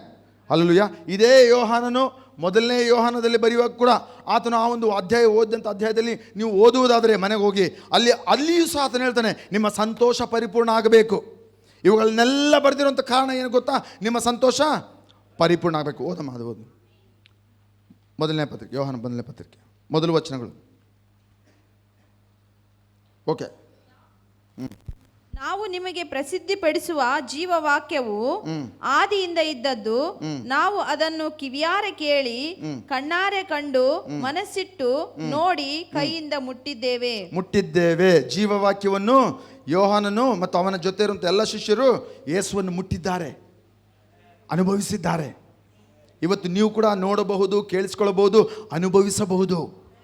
ಪವಿತ್ರಾತ್ಮನು ನಿಮ್ಮನ್ನು ಆತನ ಸನ್ನಿಧಾನದಲ್ಲಿ ಕೂತ್ಕೊಳ್ಳುವಾಗ ಆ ಅನುಭವವನ್ನು ಕೊಡುತ್ತಾನೆ, ಯೇಸುವನ್ನು ಮುಟ್ಟುವಂಥ ಅನುಭವ. ಓಕೆ. ಆ ಜೀವವು ಪ್ರತ್ಯಕ್ಷವಾಯಿತು, ತಂದೆಯ ಬಳಿಯಲ್ಲಿದ್ದು ನಮಗೆ ಪ್ರತ್ಯಕ್ಷವಾದಂತ ಆ ನಿತ್ಯ ಜೀವವನ್ನು ನಾವು ಕಂಡು ಅದನ್ನು ಕುರಿತು ಸಾಕ್ಷಿ ಹೇಳಿ ಅದನ್ನು ನಿಮಗೆ ಪ್ರಸಿದ್ಧಿಪಡಿಸುತ್ತೇವೆ. ನಾವು ತಂದೆ ಬಳಿಯಲ್ಲಿರುವಂತಹ ಜೀವವಾಕ್ಯವು ಅದರ ಕುರಿತು ನಾವು ಕೇಳಿದೆವು. ಓಕೆ, ಅದನ್ನೊಂದು ರಿಪೀಟ್ ಹೋದು. ಅದರ ಕುರಿತಾಗಿ ನಾವು ಕೇಳಿದೆವು, ಅದನ್ನು ನೋಡಿದೆವು. ಹೇಳು. ಅದನ್ನು ನಾವು ಕಂಡು ಅದನ್ನು ಕುರಿತು ಸಾಕ್ಷಿ ಕೇಳಿ. ಕಂಡು ಅದರ ಕುರಿತು ಸಾಕ್ಷಿ ಹೇಳಿ. ನೀವು ಏನಾದರೂ ಮುಟ್ಟಿ ನೋಡಿದ್ರೆ ನೀವು ಗುದ್ದಿ ಹೇಳ್ತೀರಿ, ನೇನು ಚೂಸಿ ನಾನು ನೋಡೀನಿ. ಏನಾದರೂ ಸಾಕ್ಷಿ ನೀವು ಹೇಳ್ಬೇಕಂತಂದರೆ, ಯಾವುದಾದ್ರ ಬಗ್ಗೆ ನೀವು ನೋಡಿರ ಅಂತ ಕೇಳಿದ್ರೆ, ಅದನ್ನು ನೀವು ಮುಟ್ಟಿದ್ರೆ, ಅದನ್ನು ನೀವು ಅನುಭವಿಸಿದರೆ, ಅದನ್ನು ಸ್ಪರ್ಶಿಸಿದರೆ ನೀವೇನಂತ ಹೇಳ್ತೀರಿ ಗೊತ್ತಾ? ಗುದ್ದಿ ನೇನು ಚೂಸಿ ನಾನು పర్సులో 1000 రూపాయలు ఉన్నింది, పర్సులో 2000 రూపీస్ ఉన్నింది, నేను ముట్టినాను, నేను చూసినాను, నేను అనుభవించినాను. ಆಮೆನ್. ಯೇಸುವಿನ ಬಗ್ಗೆ ಸಾಕ್ಷಿ ಯಾವಾಗ ಹೇಳೋಕ್ಕಾಗುತ್ತೆ ಗೊತ್ತಾ ನಿಮಗೆ? ಆತನ್ನು ಅನುಭವಿಸಬೇಕು, ಆತನ್ನು ಕೇಳಿಸ್ಕೊಳ್ಬೇಕು, ಪ್ರಾರ್ಥನೆಯಲ್ಲಿ ಆತನ್ನು ನೋಡಬೇಕು. ಆತನು ಮಾಡಿದ್ದನ್ನು ನಾವು ಅನುಭವಿಸಿದಾಗ ಸಾಕ್ಷಿ ಆಟೋಮೆಟಿಕ್ ಬರ್ತದೆ. ಯೇಸು ಜೀವಂತ ದೇವರು, ಸತ್ತವರನ್ನು ಪುನರುತ್ಥಾನ ಮಾಡ್ತಾನೆ. ಹಲ್ಲೆಲೂಯ. ಅದನ್ನೇ ಯೋಹಾನನು ಹೇಳ್ತಾನೆ, ನಾನೇ ಆ ಒಂದು ಜೀವದ ರೊಟ್ಟಿ. ಯೇಸು ಹೇಳಿದ್ದಾನೆ, ಅದನ್ನು ನಾವು ಸಾಕ್ಷಿ ಹೇಳ್ತಾ ಇದ್ದಾನೆ, ಅದನ್ನು ಸಾಕ್ಷಿ ಹೇಳ್ತಾ ಇದ್ದಾನೆ. ಓದಮ್ಮ ಮುಂದೆ. ನಾವು ಕಂಡು ಕೇಳಿದ್ದು ನಿಮಗೂ ಗೊತ್ತಾಗಿ ನಮಗಿರುವ ಅನ್ಯೋನ್ಯತೆಯಲ್ಲಿ ನೀವು ಸೇರಬೇಕೆಂದು. ನಾವು ಕಂಡು ಕೇಳಿದ್ದ ಆ ಒಂದು ಸಹವಾಸದಲ್ಲಿ ನೀವು ಕೂಡ ಸೇರಬೇಕಂತ ಅದನ್ನು ನಿಮಗೆ ಪ್ರಸಿದ್ಧಿಪಡಿಸುತ್ತೇನೆ. ಅದನ್ನು ನಾನು ನಿಮಗೆ ಪ್ರಸಿದ್ಧಿ ಅಂದರೆ ಪ್ರಕಟ ಮಾಡುತ್ತಾ ಇದ್ದೇನೆ, ಘೋಷಿಸ್ತಾ ಇದ್ದೇನೆ. ಇವಾಗ ನಾನು ಮೈಕ್ ಹಿಡ್ಕೊಂಡು ಹೆಂಗೆ ಗಟ್ಟಿಗೆ ಹೇಳ್ತಾ ಇದ್ದೇನೆ, ಅರಿಸಿ ಯಾಕೆ ಹೇಳ್ತಾ ಇದ್ದೇನೆ? ಯೇಸು ಸ್ವಾಮಿ ನಾನು ಕಂಡೀನಿ, ನಾನು ಅನುಭವಿಸಿದ್ದೀನಿ, ನಾನು ನೋಡೀನಿ, ಆತನ್ನ ಮುಟ್ಟಿ ನೋಡಿದ್ದೀನಿ, ಅನುಭವ ಆಗಿದೆ. ಹಲ್ಲೆಲೂಯಾ. ಓಕೆ, ಮುಂದೆ. ನಮಗಿರುವ ಅನ್ಯೋನ್ಯತೆಯು ತಂದೆಯ ಸಂಗಡಲು ಆತನ ಮಗನಾದ ಯೇಸು ಕ್ರಿಸ್ತನ ಸಂಗಡಲು ಇರುವಂತದ್ದು. ನಮಗಿರುವಂತ ಸಹವಾಸ ತಂದೆಯ ಸಂಗಡ. ನೋಡ್ರಿ, ಯೇಸು ನೋಡಿದ್ರೆ ತಂದೆಯನ್ನು ನೋಡಿದಂತೆ ಅಂತ ಯೇಸು ತಾನೇ ಹೇಳಿದ್ರು ತಾನೆ, ಹೌದಾ? ಓಕೆ, ಫಿಲಿಪ್ಪನ್ ಕೇಳ್ತಾನೆ, ನಮಗೆ ತಂದೆಯನ್ನು ತೋರಿಸು ಅಂತ ಕೇಳ್ತಾನೆ. ಕೇಳಿದ್ರೆ ಅವಾಗ ಯೇಸು ಏನು ಹೇಳ್ತಾನೆ ಗೊತ್ತಾ? ನನ್ನನ್ನು ನೋಡಿಲ್ವಾ, ನನ್ನ ಮಾತನ್ನು ಕೇಳಿಸ್ಕೊಳ್ಳಿಲ್ವಾ, ನನ್ನನ್ನು ನೀವು ಅನುಭವಿಸಲಿಲ್ವಾ? ನನ್ನನ್ನು ನೋಡಿದ್ರೆ ನೀವು ತಂದೆ ನೋಡ್ದಂಗೆ. ಆಮೇನ್, ಹಲ್ಲೆಲೂಯಾ. ಅದಕ್ಕೆ ಆತನ ಏನು ಹೇಳ್ತಾ ಇದ್ದಾನೆ? ಬಂದು ನಮ್ಮ ಜೊತೆ ಸಹವಾಸ ಮಾಡ್ರಿ. ನಾವು ಯಾರ ಜೊತೆ ಸಹವಾಸ ಮಾಡ್ತಾ ಇದ್ದೀವೋ ನೀವು ಕೂಡ ನಮ್ಮ ಜೊತೆಯಲ್ಲಿ ಸಹವಾಸ ಮಾಡ್ರಿ. ಅದಕ್ಕೆ ಭಾನುವಾರ ಈ ರೀತಿಯಲ್ಲಿ ಬಂದು ಸೇರಿ ಕರ್ತನನ್ನು ನಂಬಿಕೆಯಿಂದ ಆರಾಧನೆ ಮಾಡುವುದು, ಜೊತೆಯಲ್ಲಿ ಸೇರಿ ವಾಕ್ಯವನ್ನು ಕೇಳಿಸ್ಕೊಳ್ಳೋದು, ಜೊತೆಯಾಗಿ ಬೆಳೆಯುವುದು ಬಹಳ ಪ್ರಾಮುಖ್ಯ. ಇಬ್ರು ಬರೆದ ಪತ್ರಿಕೆಯಲ್ಲಿ ನಾವು ತಿರುಗಿಸೋದು ಬೇಡ, ಅಲ್ಲಿ ಹೇಳ್ತದೆ, ಮತ್ತು ಆ ಸಂತರು ಸೇರಿ ಬರುವಂಥ ಆ ಒಂದು ಸಭೆಯನ್ನು ನೀನು ನಿರ್ಲಕ್ಷ್ಯ ಮಾಡಬೇಡ ಅಂತ ಹೇಳ್ತಾನೆ. ಭಕ್ತರು ಸೇರುವಂಥ ಸಭೆಯನ್ನು ನೀನು ನಿರ್ಲಕ್ಷ್ಯ ಮಾಡಬೇಡ. ಯಾಕೆ? ಆ ಯೇಸುವನ್ನು ಅನುಭವಿಸಿದವರು ಇದ್ದಾರೆ, ಯೇಸುವನ್ನು ಇನ್ನೂ ಅನುಭವಿಸುವಂಥ ಹಾದಿಯಲ್ಲಿ ಕೆಲವರಿದ್ದಾರೆ, ಅಲ್ಲಿ ಇನ್ನೂ ಯೇಸುವನ್ನು ಅನುಭವಿಸದೇ ಇರುವಂಥವರು ಕೂಡ ಇದ್ದಾರೆ. ಆದರೆ ಜೊತೆಯಲ್ಲಿ ಸೇರಿದಾಗ ಅವರೆಲ್ಲರೂ ಆ ದೇವರನ್ನು, ನಿಜ ದೇವರನ್ನು ಅವರು ಅರಿತುಕೊಳ್ಳುವವರಾಗಿದ್ದಾರೆ. ಆಮೇನ್. ಅವರೆಲ್ಲರೂ ಜೊತೆ ಸೇರಿದಾಗ ಅವರು ನಿಜ ದೇವರನ್ನು ಅವರು ನೋಡುವವರಾಗಿದ್ದಾರೆ, ಅನುಭವಿಸುವವರಾಗಿದ್ದಾರೆ, ಹೊಂದಿಕೊಳ್ಳುವವರಾಗಿದ್ದಾರೆ. ಹಲ್ಲೆಲೂಯಾ. ಯಾರು ತಮ್ಮ ದೇವರನ್ನು ತಿಳಿದುಕೊಳ್ಳುತ್ತಾರೋ ಅವರು ಬಲಿಷ್ಠರಾಗಿರುತ್ತಾರೆ. ಅವರು ದೇವರಿಗಾಗಿ ಶೂರ್ಯ ಕಾರ್ಯಗಳನ್ನು ಮಾಡುತ್ತಾರೆ. ನಾವು ಯಾಕೆ ಶೂರ್ಯ ಕಾರ್ಯಗಳನ್ನು ಮಾಡ್ತಾ ಇಲ್ಲ ಅಂತಂದರೆ ನಮ್ಮ ದೇವರನ್ನು ಆ ಮಟ್ಟಿಗೆ ನಾವು ತಿಳಿದುಕೊಂಡಿಲ್ಲ. ಇಲ್ಲಿ ಯೋಹಾನನು ಸಾಕ್ಷಿ ಹೇಳುತ್ತಾ ಇದ್ದಾನೆ. ನಾವು ಕಂಡು ಕೇಳಿ ಅನುಭವಿಸಿದ್ದನ್ನು, ನಾವು ಸಹವಾಸ ಮಾಡಿ ಅನುಭವಿಸಿದ್ದನ್ನು ನಾವು ನಿಮಗೆ ಸಾಕ್ಷಿಯಾಗಿ ಹೇಳುತ್ತೇವೆ. ಬನ್ನಿರಿ, ನೀವು ಕೂಡ ನಮ್ಮ ಜೊತೆ ಸೇರ್ರಿ, ಜೀವ ದೇವರನ್ನು ನೀವು ಆರಾಧನೆ ಮಾಡಿರಿ. ನಾವು ಯಾಕೆ ಇನ್ನೊಬ್ಬರನ್ನ ಸಭೆ ಕರೆಯಲ್ಲ ಗೊತ್ತಾ? ನಾವು ಅನುಭವಿಸಿಲ್ಲ, ನಮಗೆ ಡೌಟ್ ಇದೆ. ನಮಗೆ ಸಿಗ್ತಾ ಇತ್ತಲ್ಲ, ನಾನೇ ಹಿಂಗೆ ಬರ್ತಾಯಿದ್ದೀನಿ, ನನಗೇ ಸಿಗ್ತಾ ಇಲ್ಲ, ನನಗೆ ಅದಿಲ್ಲ ಇದಿಲ್ಲ, ನಾನು ಅವನ್ನೆಲ್ಲಿ ಕರ್ಕೊಂಬರಲ್ಲಪ್ಪ. ನಾನು ಸೋತು ಬಿದ್ದು ಎದ್ದು ಹೆಂಗೋ ಒಂದು ಸಭೆಗೆ ಹೋಗ್ತೀನಿ. ಪ್ರತಿದಿನ ದೇವ್ರ ಜೊತೆ ಸಹವಾಸ ಇಲ್ಲ ರೀ. ದೇವರನ್ನು ನಾವು ಪ್ರತಿದಿನ ನೋಡಿದರೆ, ಸಮಯ ಕೊಟ್ಟರೆ ನೋಡ್ತೇವೆ, ಸಮಯ ಕೊಟ್ಟರೆ ನೋಡ್ತೇವೆ, ಸಮಯ ಕೊಟ್ಟರೆ ಮುಟ್ಟುತ್ತೇವೆ, ಕೇಳಿಸ್ಕೊಳ್ತೇವೆ, ಅನುಭವಿಸ್ತೇವೆ. ಆಗ ನಾವು ಘಂಟಾಘೋಷವಾಗಿ ಹೇಳ್ತೇವೆ, ಯೇಸು ಸಜೀವ ದೇವರು ಆಗಿದ್ದಾನೆ.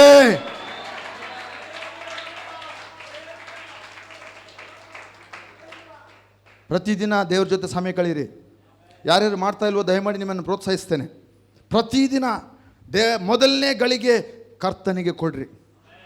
ಮೊದಲ ತಾಸು ಎದ್ದ ತಕ್ಷಣ, ಮೊದಲ ತಾಸು ಅಂದರೆ ಎದ್ದ ತಕ್ಷಣ ನಿನ್ನ ಮೊದಲನೇ ಗಳಿಗೆ ದೇವರ ಜೊತೆ ಇರಬೇಕು, ಯೇಸುವಿನ ಜೊತೆ ನಿನ್ನ ಸಮಯ ಕಳಿಬೇಕು. ನೀನು ಆಗ ನೋಡ್ತೀಯ, ಪ್ರತಿದಿನ ಆತನ ಜೊತೆ ಕೂತ್ಕೊಂಡ್ರೆ ಆತ ನಿನಗೆ ಪ್ರತ್ಯಕ್ಷ ಆಗ್ತಾನೆ. ಆತ ನೀನು ತಿಳಿದುಕೊಳ್ತೀಯ. ಯಾರು ತಮ್ಮ ದೇವರನ್ನು ತಿಳಿದುಕೊಳ್ತಾರೋ ಅವರು ಬಲಿಷ್ಠರಾಗಿರ್ತಾರೆ. ಯಾರು ತಿಳ್ಕೊಳ್ಳೋದಿಲ್ವೋ ಅವರು ಸೋತು ಹೋಗ್ತಾರೆ, ಬಿದ್ದು ಹೋಗ್ತಾರೆ. ಅವರು ಬಲಿಷ್ಠ ಶೂರ್ಯ ಕಾರ್ಯಗಳು ಮಾಡ್ತಾರೆ. ಅವ್ರು ಹೋಗ್ತಾರೆ, ಸಾಕ್ಷಿ ಹೇಳ್ತಾರೆ, ನಾನು ನೋಡೀನಿ. ಅವ್ರು ಹೋಗ್ತಾರೆ, ಇಲ್ಲಿ ಒಂದೇ ಅಲ್ಲ, ದೇಶ ವಿದೇಶಕ್ಕೆ ಹೋಗ್ತಾರೆ. ಅದಕ್ಕೆ ಪವಿತ್ರಾತ್ಮನ ಕೊಟ್ಟಿದ್ದಲ್ಲ. ನೀವು ಪರಲೋಕದಿಂದ ಆ ಒಂದು ಶಕ್ತಿಯನ್ನು ಹೊಂದಿಕೊಳ್ಳುತ್ತೀರಿ. ಪವಿತ್ರಾತ್ಮನು ನಿಮ್ಮ ಮೇಲೆ ಬಂದಾಗ ನೀವು ಬಲವನ್ನು ಹೊಂದಿಕೊಳ್ತೀರಾ. ಏನಕ್ಕೆ ಬಲ? ಫ್ರಿಜ್ನಾಗ ಇಡೋಕ್ಕಲ್ಲ, ನಮ್ಮ ಶೋಕೇಸಲ್ಲಿ ಇಡೋಕ್ಕಲ್ಲ. ನೀವು ಯೆರೂಸಲೇಮಿನಲ್ಲಿಯೂ ಯೂದಾಯದಲ್ಲಿಯೂ ಲೋಕದ ಕಟ್ಟ ಕಡೆಯವರೆಗೆ ನೀವು ನನ್ನ ಸಾಕ್ಷಿಗಳಾಗಿರುತ್ತೀರಿ. ಅನುಭವ ಮಾಡಿಲ್ಲ ಅಂದರೆ ಸಾಕ್ಷಿಗಳಾಗಿರೋದು ಕಷ್ಟ. ಕರ್ತನನ್ನು ಕೇಳಿಸ್ಕೊಳ್ಳದೆ ಇದ್ದರೆ ಸಾಕ್ಷಿಗಳಾಗಿರೋದು ಕಷ್ಟ. Plain and simple. ನೀನು ಯೇಸುವನ್ನು ನೀನು ಅನುಭವಿಸಿ ನೋಡಿಲ್ಲ ಅಂತಂದರೆ ಆತನ ಬಗ್ಗೆ ನೀನು ಮಾತಾಡಲ್ಲ. ಇಲ್ಲಾಂದರೆ ನೀನು ಗುದ್ದಿ ಹೇಳ್ತೀಯ, ನೀನು ಅದ್ಭುತ ಹೊಂದ್ಕೊಂಡೆ ಅನ್ಕೋ. ಸಾಯೋ ಬೆಡ್ಡಿಂದ, ಡೆತ್ ಬೆಡ್ಡಿಂದ ನೀನು ಎದ್ದು ಬಂದು ಅನ್ಕೋ. ನೀನು ಅನುಭವಿಸಿ. ಏನಂತ ಅನುಭವಿಸಿ? ಆತನು ಜೀವ ಕೊಡುವಂಥ ದೇವರು. ಅವಾಗ ನೀನೇನು ಹೇಳ್ತೀಯ? ಅವನು ಯಾರನ್ನು ಸಾಯ್ತಿದ್ರೆ ಏನು ಹೇಳ್ತಿ ಗೊತ್ತಾ? ಯೇಸು ಜೀವ ಕೊಡುತ್ತಾನೆ, ಅದಕ್ಕೆ ನಾನು ಸಾಕ್ಷಿ. ಆತನ ಪುನರುತ್ಥಾನ ಶಕ್ತಿ ನನ್ನನ್ನು ಬದುಕಿಸಿದೆ. ಯಾರು ನಿನ್ನನ್ನೇ ನಿಲ್ಸಕ್ಕಾಗಲ್ಲ. Hallelujah, hallelujah. ಅದು ಸಾಕ್ಷಿ ಅಂದರೆ ಸಾಕ್ಷಿಗಳಾಗಿರಬೇಕು. ಆಮೇನ್. ಓಕೆ, ಈಗ ಆ ಆನಂದ ಪರಿಪೂರ್ಣ ಆಗಬೇಕಂತಂದರೆ ಆ ಯೋಹಾನ ಬರೆದ ಸುವಾರ್ತೆ ಯಾಕೆ ಅವರು ಅಷ್ಟು ಗಟ್ಟಿಗರಿಸ್ತಾರೆ ಅಂದರೆ, ಅವ್ರು ನಿಜವಾಗ್ಲೂ ಡೆತ್ ಬೆಡ್ಡಿಂದನೇ ಬಂದಿದ್ದಾರೆ. ಆಕ್ಸಿಡೆಂಟಾಗಿ ಏನೋ ಕೋಮದಲ್ಲಿ ಹೋಗಿದ್ದ, ಎದ್ದು ನಿಂತ್ಕ. ಯಾಕೆ ಅವ್ರು ಅಷ್ಟು ಗಟ್ಟಿಗರಿಸ್ತಾರೆ? ಕೆಲವ್ರಿಗೆ ಹಾಸ್ಯಕರವಾಗಿ ಅನಿಸ್ತದೆ, ಅನೇಕರಿಗೆ. ಅವರಿಗೆ ಹೇಳುವಂಥ ಪದಗಳು, ವಾಕ್ಯಗಳು ಯಾಕೆ ಅಷ್ಟೊಂದು ಸಂತೋಷ ಒಳಗೆ ಹುಟ್ಟಿಸ್ತೈತೆ ಅಂತಂದರೆ, ಆಕ್ಸಿಡೆಂಟಾಗಿ ಕೋಮಾಗಿ ಹೋಗಿ ಸತ್ತು ಜನ ಆಯ್ತು ಇವನು ಹೋಗ್ಬಿಟ್ಟ ಅಂತ ಅಂದ್ಕೊಂಡಿದ್ರು. ನಮ್ಗೆ ಯಾರಿಗೂ ಅರ್ಥ ಆಗಲ್ಲ, ಯಾಕಂದರೆ ಅವ್ರು ಕಂಡು ಕೇಳಿ ಅನುಭವಿಸಿ ನೋಡಿದ್ದಾರೆ. ಅದು ಸಾಕ್ಷಿ. ಅದು ನೀವು ಅವ್ರ ಬಾಯಿ ಮುಚ್ಚಕ್ಕಾಗಲ್ಲ. ಆ ಸ್ತುತಿ, ಆ ಆರಾಧನೆ ಅವ್ರದ್ದು ನೀವು ತಡೆಗಟ್ಟಕ್ಕಾಗಲ್ಲ. ಅದನ್ನೇ ನಾವು ಕಂಡು ಕೇಳಿ ಅನುಭವಿಸಿದ್ದನ್ನು ನಾವು ದೇವರಿಗೆ ಸ್ತೋತ್ರ ಮಾಡ್ತೇವೆ. ಆಮೇಲೆ ಹಲ್ಲೆಲೂಯಾ. ಓಕೆ, ಸೊ ದೇವರ ವಾಕ್ಯವನ್ನು ನಾವು ಕೇಳಿಸ್ಕೊಳ್ಬೇಕು. ಆನಂದವು ಪರಿಪೂರ್ಣವಾಗಬೇಕು. ಆನಂದವು ಪರಿಪೂರ್ಣ. ಅನೇಕರಿಗೆ ಆನಂದ ಪರಿಪೂರ್ಣ ಆಗಿಲ್ಲ, ಅದಕ್ಕೆ ಆ ಆನಂದವನ್ನು ವ್ಯಕ್ತಪಡಿಸ್ತಾ ಇಲ್ಲ. ಅದು ವ್ಯಕ್ತ ಆಗ್ತಾ ಇಲ್ಲ, ಅವರಿಂದ ಪರಿಪೂರ್ಣ ಆಗಿಲ್ಲಲ್ಲ. ಅರ್ಧ ಬೆಂದಿದ್ದು ಅನ್ನ ತಿಂದಿರಾ? ತಿನ್ನಲ್ಲ. ಹೊಟ್ಟೆ ಕೆಡ್ತದೆ ಅಂತೀರಿ, ಯಾಕಂದರೆ ಅದು ಅರ್ಧ ಬೆಂದಿದೆ. ಅರ್ಧ ಬೆಂದಿದ್ದು ಮಾಂಸ ತಿಂತೀರಾ? ತಿನ್ನೋರು ಇಲ್ಲ. ಅರ್ಧ ಮಸಾಲೆ ಹಾಕಿ ಅಡುಗೆ ಮಾಡಿದ್ರೆ ಯಾವಾಗನ? ಇಲ್ಲ. ಮಸಾಲೆ ಮಾತ್ರ ಫುಲ್ ಹಾಕ್ಬೇಕು. ಎಲ್ಲ ಒಂದು ಹುಡಿ ಇಲ್ಲಾಂದ್ರೆ ಹೋಗಿ ಅಂಗಡಿಗೆ ತಂದನ ಹಾಕ್ಬೇಕು. ಎಲ್ಲಿ ಸಿಕ್ಕಿಲ್ಲ ಅಂದರೆ ಸೂಪರ್ ಮಾರ್ಕೆಟ್ಗೆ ಹೋಗಿ ತಂದು ಹಾಕ್ಬೇಕು. ಅದು ಮಾತ್ರ ಪರಿಪೂರ್ಣ ಇರಬೇಕು.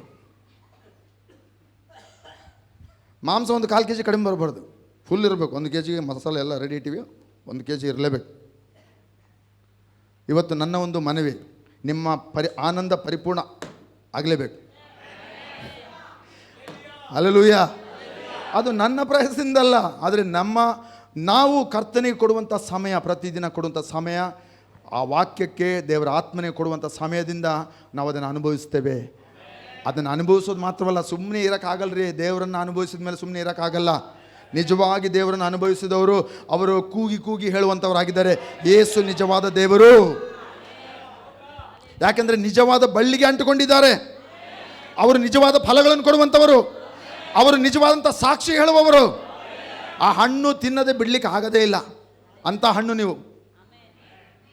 ಯೇಸು ನಿಜವಾದಂಥ ದ್ರಾಕ್ಷೆ ಬಳ್ಳಿ, ನೀವು ನಿಜವಾದಂಥ ಒಂದು ಹಣ್ಣುಗಳು, ನೀವು ನಿಜವಾದಂಥ ಕೊಂಬೆ. ಯಾರ್ಯಾರು ಯೇಸುವಿಗೆ ಅಂಟ್ಕೊಂಡಿದ್ದಾರೋ ಅವರು ಫೇಕ್ ಆಗದೇ ಇಲ್ಲ. ಅದ್ಭುತಗಳನ್ನು ಫೇಕ್ ಮಾಡೋಕ್ಕಾಗಲ್ಲ, ಅಥೆಂಟಿಕ್ ಆಗಿರ್ತದೆ. ಹಲ್ಲೆಲೂಯಾ. ಆದರೆ ಯೇಸುಗೆ ಅಂಟ್ಕೊಂಡಿಲ್ಲ ಅಂದರೆ ಎಲ್ಲ ಫೇಕೆ. ಚರ್ಚಿಗೆ ಬರೋದು ಫೇಕು, ಕೈ ಎತ್ತೋದು ಫೇಕು. ಫೇಕ್ ಅಂತ ಅರ್ಥ ಆಗ್ತದಲ್ಲ, ಡೂಪ್ಲಿಕೇಟ್ ಮಾಡ್ತಾರಲ್ಲ, ಹಂಗೆ ಹೇಳಿದ್ರೆ ನಮಗೆ ಅರ್ಥ ಆಗ್ತದೆ. ಇಲ್ಲಾಂದರೆ ಕೋಟಾ, ಓಕೆ, ಒರಿಜಿನಲ್ ಹಂಗೆ ಕಾಣ್ತದೆ ಅದು ನೋಟು. 2,000 ರೂಪಾಯಿ ಇರ್ಬೋದು ಅದು, ಅಥವಾ ಏನೋ 2,000 ರೂಪಾಯಿ ನೋಟು, ಒಂದೇ ನೋಟು. ಇವಾಗ ಎಲ್ಲಿ ಕಾಣ್ತಾ ಇಲ್ಲ, ಇವಾಗ ಬಂದರೆ ಕೋಟಾ ನೋಟ್ ಅಂತೀವಿ. ಓಕೆ, ಸೊ ಅದನ್ನ ನೋಡಿ ಕೆಲವರು ನೋಡಿ ಫಸ್ಟು ಯಾರನ್ನು ರೊಕ್ಕ ಕೊಟ್ಟಿದೆ ನಾವೇನು ಮಾಡ್ತೀವಿ ಗೊತ್ತಾ, ಹಿಂದೆ ಮುಂದೆ ತಿರುಗಿಸಿ ನೋಡ್ತೀವಿ. ಇದು ಸರಿ ಐತೋ ಇಲ್ಲಪ್ಪ, ಕೋಟಾ ನೋಟ ಅಂತ ನಾವು ಚೆಕ್ ಮಾಡ್ತೀವಿ. ರಿಸರ್ವ್ ಬ್ಯಾಂಕ್ ಏನೇನು ಇದು ಗುಣಲಕ್ಷಣಗಳು ಇಟ್ಟಿದೆಯೋ, ಒರಿಜಿನಲ್ ನೋಟ್ ಹೆಂಗಿರಬೇಕು ಅದು ಇದೆಯಾ ಇಲ್ವಾ ಅಂತ ನಾವೆಲ್ಲ ನೋಡ್ತೀವಿ. ಓಕೆ, ನೀವು ನಿಜವಾದಂಥ ಸಾಕ್ಷಿಗಳ ದೇವರ ಸನ್ನಿಧಾನದಲ್ಲಿ ಆ ನಿಜ ಬಳ್ಳಿಗೆ ಅಂಟಿಕೊಂಡಿರುವವರು ನಿಜವಾದಂಥ ಸಾಕ್ಷಿಗಳು, ನಿಜವಾದಂಥ ಕೊಂಬೆಗಳು, ನಿಜವಾದಂಥ ಫಲಗಳನ್ನು ಕೊಡುವವರು. ಕೇವಲ ಫಲ ಕೊಡುವುದು ಮಾತ್ರವಲ್ಲ, ಹೆಚ್ಚೆಚ್ಚು ಫಲ ಕೊಡುವವರು. ಅವರು ತಂದೆಯನ್ನು ಮಹಿಮೆ ಪಡಿಸುವಂಥವರು. ಅವರು ಫಲ ಬೀರಿದರೆ ತಂದೆಗೆ ಮಹಿಮೆ. ಹೆಚ್ಚೆಚ್ಚು ಫಲ ಬೀರುವುದರಿಂದಲೇ ನೀವು ತಂದೆಗೆ ಮಹಿಮೆ ಅಂತ ತರುತ್ತೀರಿ. ಹಲ್ಲೆಲೂಯಾ. ಅದಕ್ಕೆ ಪ್ರತಿದಿನ ಆತನಿಗೆ ಅಂಟ್ಕೊಂಡ್ರಿ. ಮೂಡು ಬಂದಂಗೆ ಚೇಂಜ್ ಮಾಡಬೇಡ್ರಿ. ಕೆಲವರಿಗೆ ಸ್ವಲ್ಪ ಲೇಟಾಗಿ ಎದ್ದುಬಿಟ್ರೆ ದೇವ್ರ ಜೊತೆ ಸಹವಾಸ ಬೇಡ. ಕೆಲವ್ರಿಗೆ ಸ್ವಲ್ಪ ಏನೋ ಮೂಡ್ ಆಫ್ ಆದರೆ ದೇವ್ರ ಜೊತೆ ಸಹವಾಸ ಬೇಡ. ಕೆಲವು ಒಂದಿಷ್ಟು ಕೂಡ ತಪ್ಪಾಗಬಾರ್ದಪ್ಪ. ಜೋಬ್ನಾಗ ರೊಕ್ಕ ಇದ್ದರೆ ದೇವ್ರ ಜೊತೆ ಚೆನ್ನಾಗಿ ಅಂಟ್ಕೊಂಡಿರೋದು. ರೊಕ್ಕ ಇಲ್ಲಾಂದರೆ ಎಲ್ಲ ನಾವೇ ಡಿಸೈಡ್ ಮಾಡಿಬಿಡ್ತೀವಿ, ದೇವ್ರನ್ನ ಪಕ್ಕಿಗೆ ಇಟ್ಬಿಡ್ತೀವಿ. ಎಲ್ಲ ನಮ್ಮದೇ ಡಿಸಿಷನ್. ಖುದ್ ಕಾ ಮಾಲೀಕ್, ಮೇರಾ ಮರ್ಜಿ ಮೈ ಮಾಲೀಕ್. ನನ್ನ ಜೀವಿತಕ್ಕೆ ನಾನೇ ರಾಜ, ನಾನೇ ಯಜಮಾನ. No man. ನನ್ನ ಜೀವಿತಕ್ಕೆ ಯೇಸು ರಾಜ. ನಾವು ಆತನಿಗೆ ಅಂಟಿಕೊಂಡಿರುವವರು. ನಾವು ಫೇಕ್ ಫಲವನ್ನು ಕೊಡುವಂಥವರಲ್ಲ, ನಕಲಿ ಒಂದು ಫಲಗಳನ್ನು ಕೊಡುವಂಥವರಲ್ಲ. ನಾವು ನಿಜವಾದಂಥ ಫಲ ಕೊಡುವಂಥವರು. ಯಾರ್ಯಾರು ಯೇಸುವಿಗೆ ಪ್ರತಿನಿತ್ಯ ಅಂಟಿಕೊಂಡಿರ್ತಾರೋ ಅವರು ಆತನ ಸಾಕ್ಷಿಗಳಾಗಿರ್ತಾರೆ. ಅವರು ಹೆಚ್ಚೆಚ್ಚು ಫಲ ಕೊಡುವಂಥವರಾಗಿರ್ತಾರೆ. ನಮ್ಮ ಪ್ರಯಾಸದಿಂದಲ್ಲ. ಓಕೆ, ಫಲ ಬಗ್ಗೆ ಹೇಳ್ತಾ ಇದ್ದೀನಿ. ಫಲ ಬಗ್ಗೆ ಹೇಳುವಾಗ ನಾನು ನಿಮ್ಮ ಸಂಗಡ ಹೇಳಬೇಕು. ಫಲ ಅಂದರೆ ಏನು ಗೊತ್ತಾ? ಫಲ ಅಂದರೆ ಏನು ಗೊತ್ತಾ? ಒಂದು ಅರ್ಥ ನಾನು ನಿಮಗೆ ಹೇಳಲಿಕ್ಕೆ ಇಷ್ಟಪಡ್ತೀನಿ. ಅನೇಕ ಅರ್ಥಗಳಿದೆ. ಫಲ ಅಂತಂದರೆ ಕೆಲವು ಹೇಳ್ತೇನೆ, ಆದರೆ ಒಂದು ನಾನು ವಿವರಿಸಿ ಹೇಳ್ತೇನೆ. ಫಲ ಅಂತಂದರೆ ಪವಿತ್ರಾತ್ಮನ ಫಲಗಳು ನಮ್ಮ ಮೂಲಕವಾಗಿ ಕಾಣಬೇಕು. ಗಲೇಷಿಯನ್ಸ್ 5:22. ಪವಿತ್ರಾತ್ಮನ ಒಂದು ಅದ್ಭುತಗಳು, ಅದು ಫಲಗಳು ನಮ್ಮಲ್ಲಿ ಕಾಣಬೇಕು. ಫಲ ಬೀರೋದಂದರೆ ಯೇಸುವಿಗೆ ನೀವು ಅಂಟ್ಕೊಂಡಿದ್ದೀರಾ? ಎಷ್ಟು ಜನ ಅಂಟ್ಕೊಂಡಿದ್ದೀರಿ? ನಿಜವಾದ ದ್ರಾಕ್ಷೆ ಬೆಳೆಗೆ ಅಂಟ್ಕೊಂಡಿರೋರು ನಿಜವಾಗಿ ಕೈ ಎತ್ತಿರಿ. ಹಲ್ಲೆಲೂಯಾ. ಓಕೆ, ಒಂದು ವೇಳೆ ಅಂಟ್ಕೊಳ್ಳಿಲ್ಲ ಅಂದರೆ ಪರವಾಗಿಲ್ಲ, ಏನು ತೊಂದರೆ ಇಲ್ಲ. ನೀವು ಯಾವತ್ತಿಗೂ ಯೇಸುವಿಗೆ ಅಂಟ್ಕೊಂಡಿರೋವರೇ. ನೀವು ಪ್ರಯಾಸ ಪಡಬೇಕಷ್ಟೇ. ಎಸ್, ಆಮೇನ್. ಹೆಚ್ಚು ಫಲ ಬೀರಬೇಕಾ ಬೇಡ? ದೇವರಿಗೆ ಮಹಿಮೆ ಆಗಬೇಕು ಬೇಡ ನನ್ನ ಜೀವನದಿಂದ? ಅಂಟ್ಕೊಂಡಿದ್ರೆ ಸಾಕು. ದೇವರನ್ನು ಬಿಟ್ಟು ಬೇರೆ ಯಾವುದೇ ಸಂಗತಿಗಳಿಗೆ ಹೆಚ್ಚು ಅಂಟುಕೊಂಡಿದ್ರೆ, ಹಣಕ್ಕಾಗಿ ಅಂಟಿಕೊಂಡಿರಬಹುದು, ಸ್ಥಾನಮಾನಗಳಿಗೆ ಅಂಟುಕೊಂಡಿರಬಹುದು, ಬೇರೆ ಆಸ್ತಿ ಬಂಗಾರ ಬೆಳ್ಳಿ ಬಂಗಾರ ಇವುಗಳಿಗೆ ನಾವು ಹೆಚ್ಚು ಅಂಟುಕೊಂಡಿರಬಹುದು. ಸಾಧ್ಯತೆ ಇದೆಯಲ್ಲ? ಇದೆಯಾ ಇಲ್ಲ? ಅದನ್ನು ನಾವು ಲೋಕಕ್ಕೆ ಅಂಟಿಕೊಂಡಿರುವುದು ಅಂತೇವೆ. ಆಮೇನ್. ಯೇಸುವಿಗೆ ಅಂಟಿಕೊಳ್ಳದಂತೆ ತದ್ವಿರುದ್ಧವಾಗಿ ಅಂಟಿಕೊಂಡಿರುವುದಿದೆ. ನಾವು ಸಭೆಗೆ ಬಂದು ಕೂತ್ಕೊಳ್ಬೋದು, ಕೈ ಎತ್ತಿ ಆರಾಧನೆ ಮಾಡ್ಬೋದು, ಆದರೆ ನಮ್ಮ ಹೃದಯ ಯಾವುದಕ್ಕೆ ಅಂಟಿಕೊಂಡಿದೆ?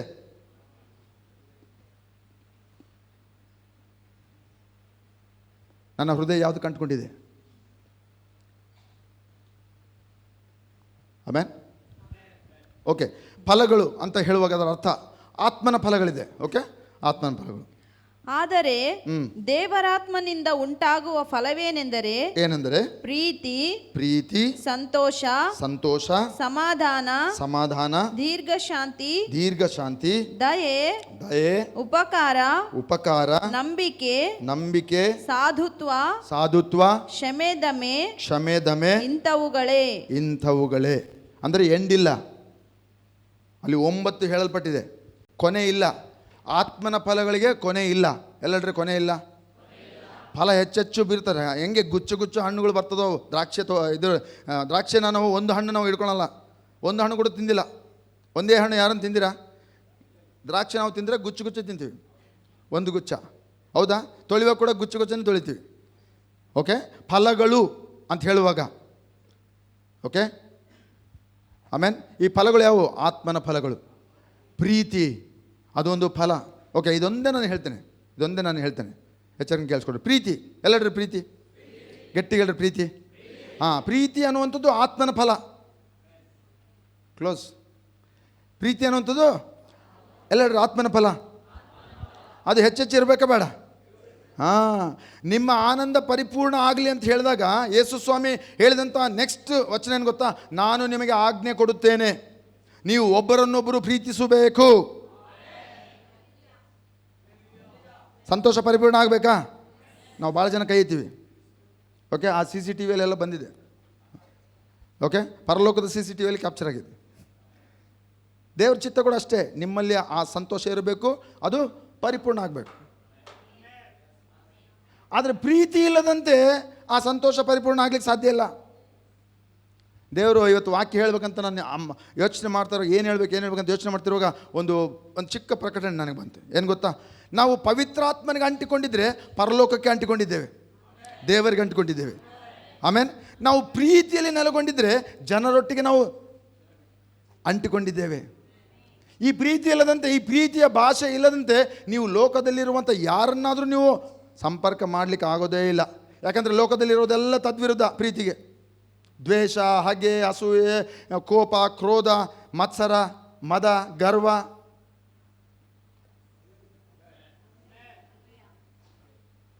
ಪ್ರೀತಿ ಸಂತೋಷ ಪರಿಪೂರ್ಣ ಆಗಬೇಕು. ಎಷ್ಟು ಜನ ಹೇಳ್ತೀರಿ? ದೇವರ ಆತ್ಮನ ಫಲ ಇರಬೇಕು. ಮೊದಲ ಒಂದು ಫಲ, ನಾನು ಪ್ರೀತಿಯ ಬಗ್ಗೆ ಮಾತಾಡ್ತಾ ಇದ್ದೀನಿ. ಅನೇಕ ಇದೆ, ಮನೆಗೆ ಹೋಗಿ ನೀವು ಓದಿಕೊಂಡು ನೀವು ಅದನ್ನು ಧ್ಯಾನ ಮಾಡ್ತಾಯಿರಿ. ಬಹುಶಃ ಪವಿತ್ರಾತ್ಮ ನಿಮಗೆ ಇದು ಇಲ್ಲ ನೋಡು ಅಂತ ಹೇಳ್ಬೋದು. ಆದರೆ ಪ್ರೀತಿ ಒಂದು ದ್ವಾರ ಇದ್ದಂಗೆ, ಡೋರ್. ಎಲ್ಲರಿ ದ್ವಾರ, ಬಾಗಿಲು. ಪ್ರೀತಿ, ಗಟ್ಟಿಗಳ್ರಿ, ಪ್ರೀತಿ ದ್ವಾರ ಆಗಿದೆ. ಇದು ಎಂಥ ಪ್ರೀತಿ ಗೊತ್ತಾ? ಈ ಲೋಕದ ಜನರು ಯವನಸ್ಥಿಯರು ಮಾಡುವಂಥ ಪ್ರೀತಿ ಅಲ್ಲ ರೀ. ಮತ್ತೆ ಕೆಲವು ಮತ್ತೆ ತಪ್ಪೋಗ್ಬೇಕು, ನಾನು ಪ್ರೀತಿ ಮಾಡ್ತಾಯಿದ್ದೀನಿ ನೋಡು.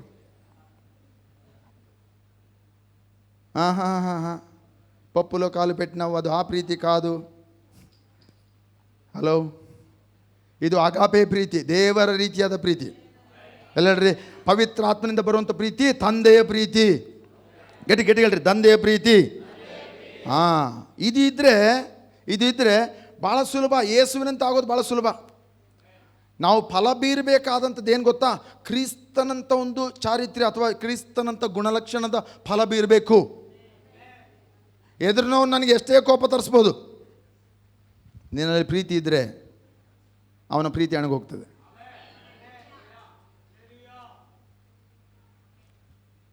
ಯೇಸು ಅಷ್ಟೆಲ್ಲ ಮಾಡಿದ್ದು.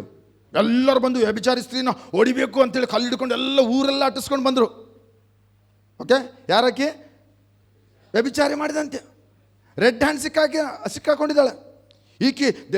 ದೇವರೇ, ಯೇಸುವೆ, ಇವಳನ್ನು ನಾವು ವ್ಯಭಿಚಾರದಲ್ಲಿ ಹಿಡಿದು ಕರ್ಕೊಂಡು ಬಂದಿದ್ದೀವಿ. ಧರ್ಮಶಾಸ್ತ್ರ ಹೇಳುತ್ತೆ, ಮೋಶ ಧರ್ಮಶಾಸ್ತ್ರ ಏನು ಹೇಳ್ತು ಗೊತ್ತಾ? ಕಲ್ಲು ಹೊಡೆದು ಇವಳನ್ನು ಸಾಯಿಸಬೇಕು.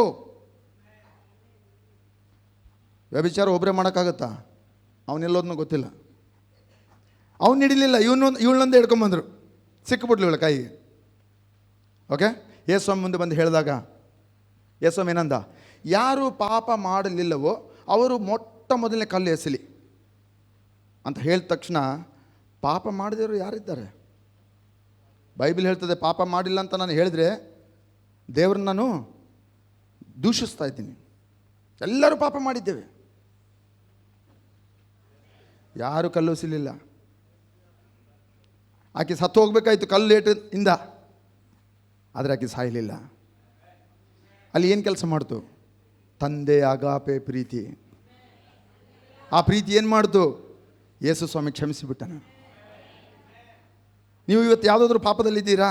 ರಹಸ್ಯ ಪಾಪ ಇರ್ಬೋದು, ಯಾರಿಗೂ ಗೊತ್ತಿಲ್ಲದೆ ಇರುವಂಥ ಪಾಪ ಇರ್ಬೋದು. ತಂದೆ ನಿನ್ನನ್ನು ಪ್ರೀತಿಸ್ತಾನೆ, ತಂದೆ ನಿನ್ನನ್ನು ಕ್ಷಮಿಸ್ತಾನೆ.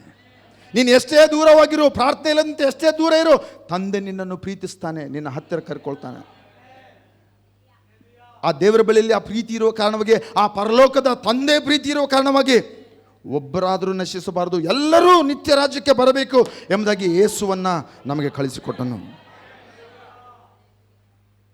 ಹಲ್ಲೆಲೂಯಾ. ಆ ಪ್ರೀತಿ ನಮ್ಮಲ್ಲಿದೆಯಾ? ನಾನು ನನಗೆ ಪರೀಕ್ಷೆ ಮಾಡ್ಕೊಳ್ತೇನೆ. ಇವಾಗ ಹಂಗೆ ಹೇಳುವಾಗ ಭಾಳ ಜನ ಏನು ಮಾಡ್ತಾರೆ ಗೊತ್ತಾ? ಈ ವಾಕ್ಯ ನನ್ನ ಗಂಡನಿಗೆ ಇರಬೇಕು, ಈ ವಾಕ್ಯ ಅವಳಿಗೆ ಇರಬೇಕು, ಈ ವಾಕ್ಯ ಇವಳಿಗೆ ಇರಬೇಕು, ಇವಳಿಗೆ ಭಾಳ ಕೋಪ ಇದೆ. ಅವರಿಗೆ ಮೈಕ್ ಕೊಟ್ಟರೆ, ಅಣ್ಣ ವಾಕ್ಯ ಹೇಳೋಣ, ಇನ್ನು ಅವ್ರಿಗೆ ಅದು, ಇವ್ರಿಗೆ ದಯಮಾಡಿ ಯಾರಿಗೆ ಇವ್ರಿಗೆ ಕೈ ತೋರಿಸ್ಬೇಡ್ರಿ. ಈ ವಾಕ್ಯ ಬರುವಾಗ ನೇರವಾಗಿ ನಿಮಗೆ ತಗೊಳ್ರಿ. ನಿನ್ನಲ್ಲಿ ದೇವರ ಪ್ರೀತಿ ಎಷ್ಟಿದೆ? ನಶಿಸೋಗುವಂಥ ಆತ್ಮಗಳಿಗಾಗಿ ಭಾರ ಎಷ್ಟಿದೆ? ಒಬ್ಬರಾದರೂ ನಾಶ ಆಗಬಾರ್ದು ಅನ್ನುವಂಥ ತವಕ ಎಷ್ಟಿದೆ? ದೇವರ ಪ್ರೀತಿ ಇದ್ದರೆ ಆತ್ಮಗಳಿಗಾಗಿ ಭಾರ ಇರ್ತದೆ. ಲಕ್ಷಾನು ಜನರವರು ನರಕಕ್ಕೆ ಹೋಗ್ತಾ ಇದ್ದಾರೆ. ನಿಮ್ಮ ಬಂಧು ಬಳಗ ಇನ್ನೂ ದೇವರನ್ನು ನಂಬ್ಕೊಂಡಿಲ್ಲ, ಅವ್ರು ಬಿಟ್ಟರೆ ಅವ್ರು ನರಕಕ್ಕೆ ಹೋಗೋದು ನೇರವಾಗಿ. ಅವ್ರ ಬಗ್ಗೆ ಏನು ಪ್ರಾರ್ಥನೆ ಮಾಡಿದೀಯಾ? ಇದನ್ನು ಹೇಳ್ತಾ ನಾನು ನಿಮಗೊಂದು ಪ್ರಶ್ನೆ ಮಾಡ್ತಾಯಿಲ್ಲ, ನಾನು ಗಟ್ಟಿಗೆ ನನಗೆ ಹೇಳ್ಕೊಳ್ತಾ ಇದ್ದೀನಿ. ಒಂದು ಸಭಾಪಾಲಕನಾಗಿ ನನ್ನ ಸಭೆ ಇರೋದು ಏನಕ್ಕೆ? ನಶಿಸಿ ಹೋಗುವಂಥ ಆತ್ಮಗಳು ರಕ್ಷಿಸಲ್ಪಡಬೇಕು. ಆ ಪ್ರೀತಿಯು ಆ ಫಲಗಳಿಂದ ಅದು ಹೊರಗೆ ವ್ಯಕ್ತವಾಗಬೇಕು. ಇಲ್ಲಿ ಸುಮಾರು ಜನ ಹಣ್ಣು ಎಷ್ಟು ಜನಕ್ಕೆ ಇಷ್ಟ ಅಂತಂದರೆ, ಒಬ್ಬೊಬ್ಬರು ಒಂದೊಂದು ಹಣ್ಣು ನನಗೆ ಮಾವಿನ ಹಣ್ಣು ಇಷ್ಟ, ನನಗೆ ಆ ಹಣ್ಣು ಇಷ್ಟ, ಈ ಹಣ್ಣು ಇಷ್ಟ ಅಂತ ಎಲ್ಲರೂ ಕೈ ಎತ್ತೀರಿ. ನಾನು ನಿಮಗೆ ಹೇಳುವಂಥ ವಿಷಯ ಏನಂತಂದರೆ, ಹಣ್ಣು ಅಂದಿದ ತಕ್ಷಣ ಆಕರ್ಷಿಸ್ತದೆ. ಅದು ಗಿಡದಲ್ಲಿರುವಂಥ ಹಣ್ಣು ನೋಡಿದರೆ ಇನ್ನೂ ಆಕರ್ಷಣೆ. ಎಷ್ಟೊಮ್ಮೆ ಅಂಜೂರ ಗಿಡ ನೋಡಿದ್ದೆ, ಎಲ್ಲೋ ಹಣ್ಣು ಬಿಟ್ಟಿರ್ಬೋದು ಅಂತ ಹತ್ರ ಓಡಿ ಬಂದ. ಎಷ್ಟು ಜನಕ್ಕೆ ಗಿಡದಲ್ಲಿ ಹಣ್ಣು ಬರೋದು ನೋಡಿ ಭಾಳ ಸಂತೋಷ, ಉತ್ಸಾಹ, ಫುಲ್ ಸಂತೋಷ. ಮನೆಯಲ್ಲಿ ನೀವು ಒಂದೇ ಒಂದು ಸಣ್ಣ ನಿಂಬೆಹಣ್ಣು ಗಿಡ ಹಾಕಿರ ಅನ್ಕೊಡ್ರಿ, ಓಕೆ, ನಿಮ್ಮ ತೋಟದಲ್ಲೇ ಬೆಳೆದಿರುವಂಥ ಹಣ್ಣು ಬೆಳೆದಾಗ ನೀವು ಎಲ್ಲರಿಗೂ ಹೇಳ್ಕೊಂತೀರಿ, ನಮ್ಮನೆ ಸೀತಾಫಲ ಬೆಳೆದತ್ತೆ, ನಮ್ಮನೆಗೆ ಇದು ನಿಂಬೆಹಣ್ಣು ಬೆಳೆದತ್ತೆ. ಹಣ್ಣು ಒಂದು ಗಿಡದಲ್ಲಿ ಸುಮಾರು ಹಣ್ಣು ಕೊಡ್ತಾ ಅನ್ಕೊಳ್ರಿ, ಜಗ್ಗೆ ಹಣ್ಣು ಕೊಡ್ತು, ಇಟ್ಕೊಂಡು ಏನು ಮಾಡ್ತೀರಿ? ಫ್ರಿಜ್ಜೆಲ್ಲ ತುಂಬಿದ್ರು ಕೂಡ ಏನು ಮಾಡ್ತೀರಿ? ವೇಸ್ಟ್. ಹಣ್ಣು ಅವಾಗಿಂದವಾಗಿ ಉಪಯೋಗ ಮಾಡಬೇಕು. ಅರ್ಥ ಆಗ್ತಾ ಇದೆಯಾ ಹೇಳೋದು? ಮತ್ತು ಯೇಸು ಸ್ವಾಮಿ ನಮ್ಮೆಲ್ಲರನ್ನ ಹಣ್ಣು ಫಲ ಕೊಡಬೇಕಂತ ಹೇಳ್ತದೇನೆ. ಅಂದರೆ ಅರ್ಥ ಏನು? ಅದು ನಿಮಗಾಗಿ ಅಲ್ರಿ, ಬಳ್ಳಾರಿ ಜನರಿಗಾಗಿ, ನಿಮ್ಮ ಬಂಧು ಬಳಗಕ್ಕಾಗಿ. ಅವರಿಗೆ ಬೇಕು ಹಣ್ಣು, ಪ್ರೀತಿಯ ಫಲ ಅವರಿಗೆ ಬೇಕು, ಕ್ರಿಸ್ತನಂತ ಒಂದು ಸ್ವಭಾವ ಅವರಿಗೆ ಬೇಕು. ನಮ್ಮ character, Christ likeness is a fruit. ಕ್ರಿಸ್ತನಂತ ಒಂದು ಸ್ವಭಾವ ಅದೊಂದು ಫಲವಾಗಿದೆ. ನಾನು ಬರೀ ಪ್ರೀತಿ ಬಗ್ಗೆ ಒಂದೇ ಮಾತನಾಡಿದ್ದೇನೆ, ಅನೇಕ ಫಲಗಳಿದೆ. Hallelujah, hallelujah. ಯಾವ ರೀತಿಯಲ್ಲಿ ನಾವು ಅನ್ಯ ಭಾಷೆಯಲ್ಲಿ, ಅಂದರೆ ಪವಿತ್ರಾತ್ಮನ ವರವನ್ನು ಉಪಯೋಗ ಮಾಡಿ ನಾವು ಪರಲೋಕದೊಟ್ಟಿಗೆ ಸಂಪರ್ಕ ಮಾಡ್ತೇವೋ, ತಂದೆಯೊಟ್ಟಿಗೆ ನಾವು ಮಾತನಾಡ್ತೇವೋ, ಹಾಗೆ ಪ್ರೀತಿ ಅನ್ನುವಂಥ ಒಂದು ಈ ಫಲ ಇದ್ದರೆ ನಾವು ಲೋಕದ ಸಂಗಡ ನಾವು ವ್ಯವಹಾರ ಮಾಡಲಿಕ್ಕೆ ಸಾಧ್ಯ.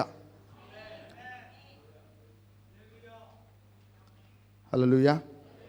ಇಲ್ಲಿ ಯಾರಿಗೂ ಹೇಳಬೇಕು, ನನಗೆ ಒಂದು ಪ್ರವಚನ ಬರ್ತಾ ಇದೆ, ಪ್ರಾಫೆಸಿ, ಓಕೆ.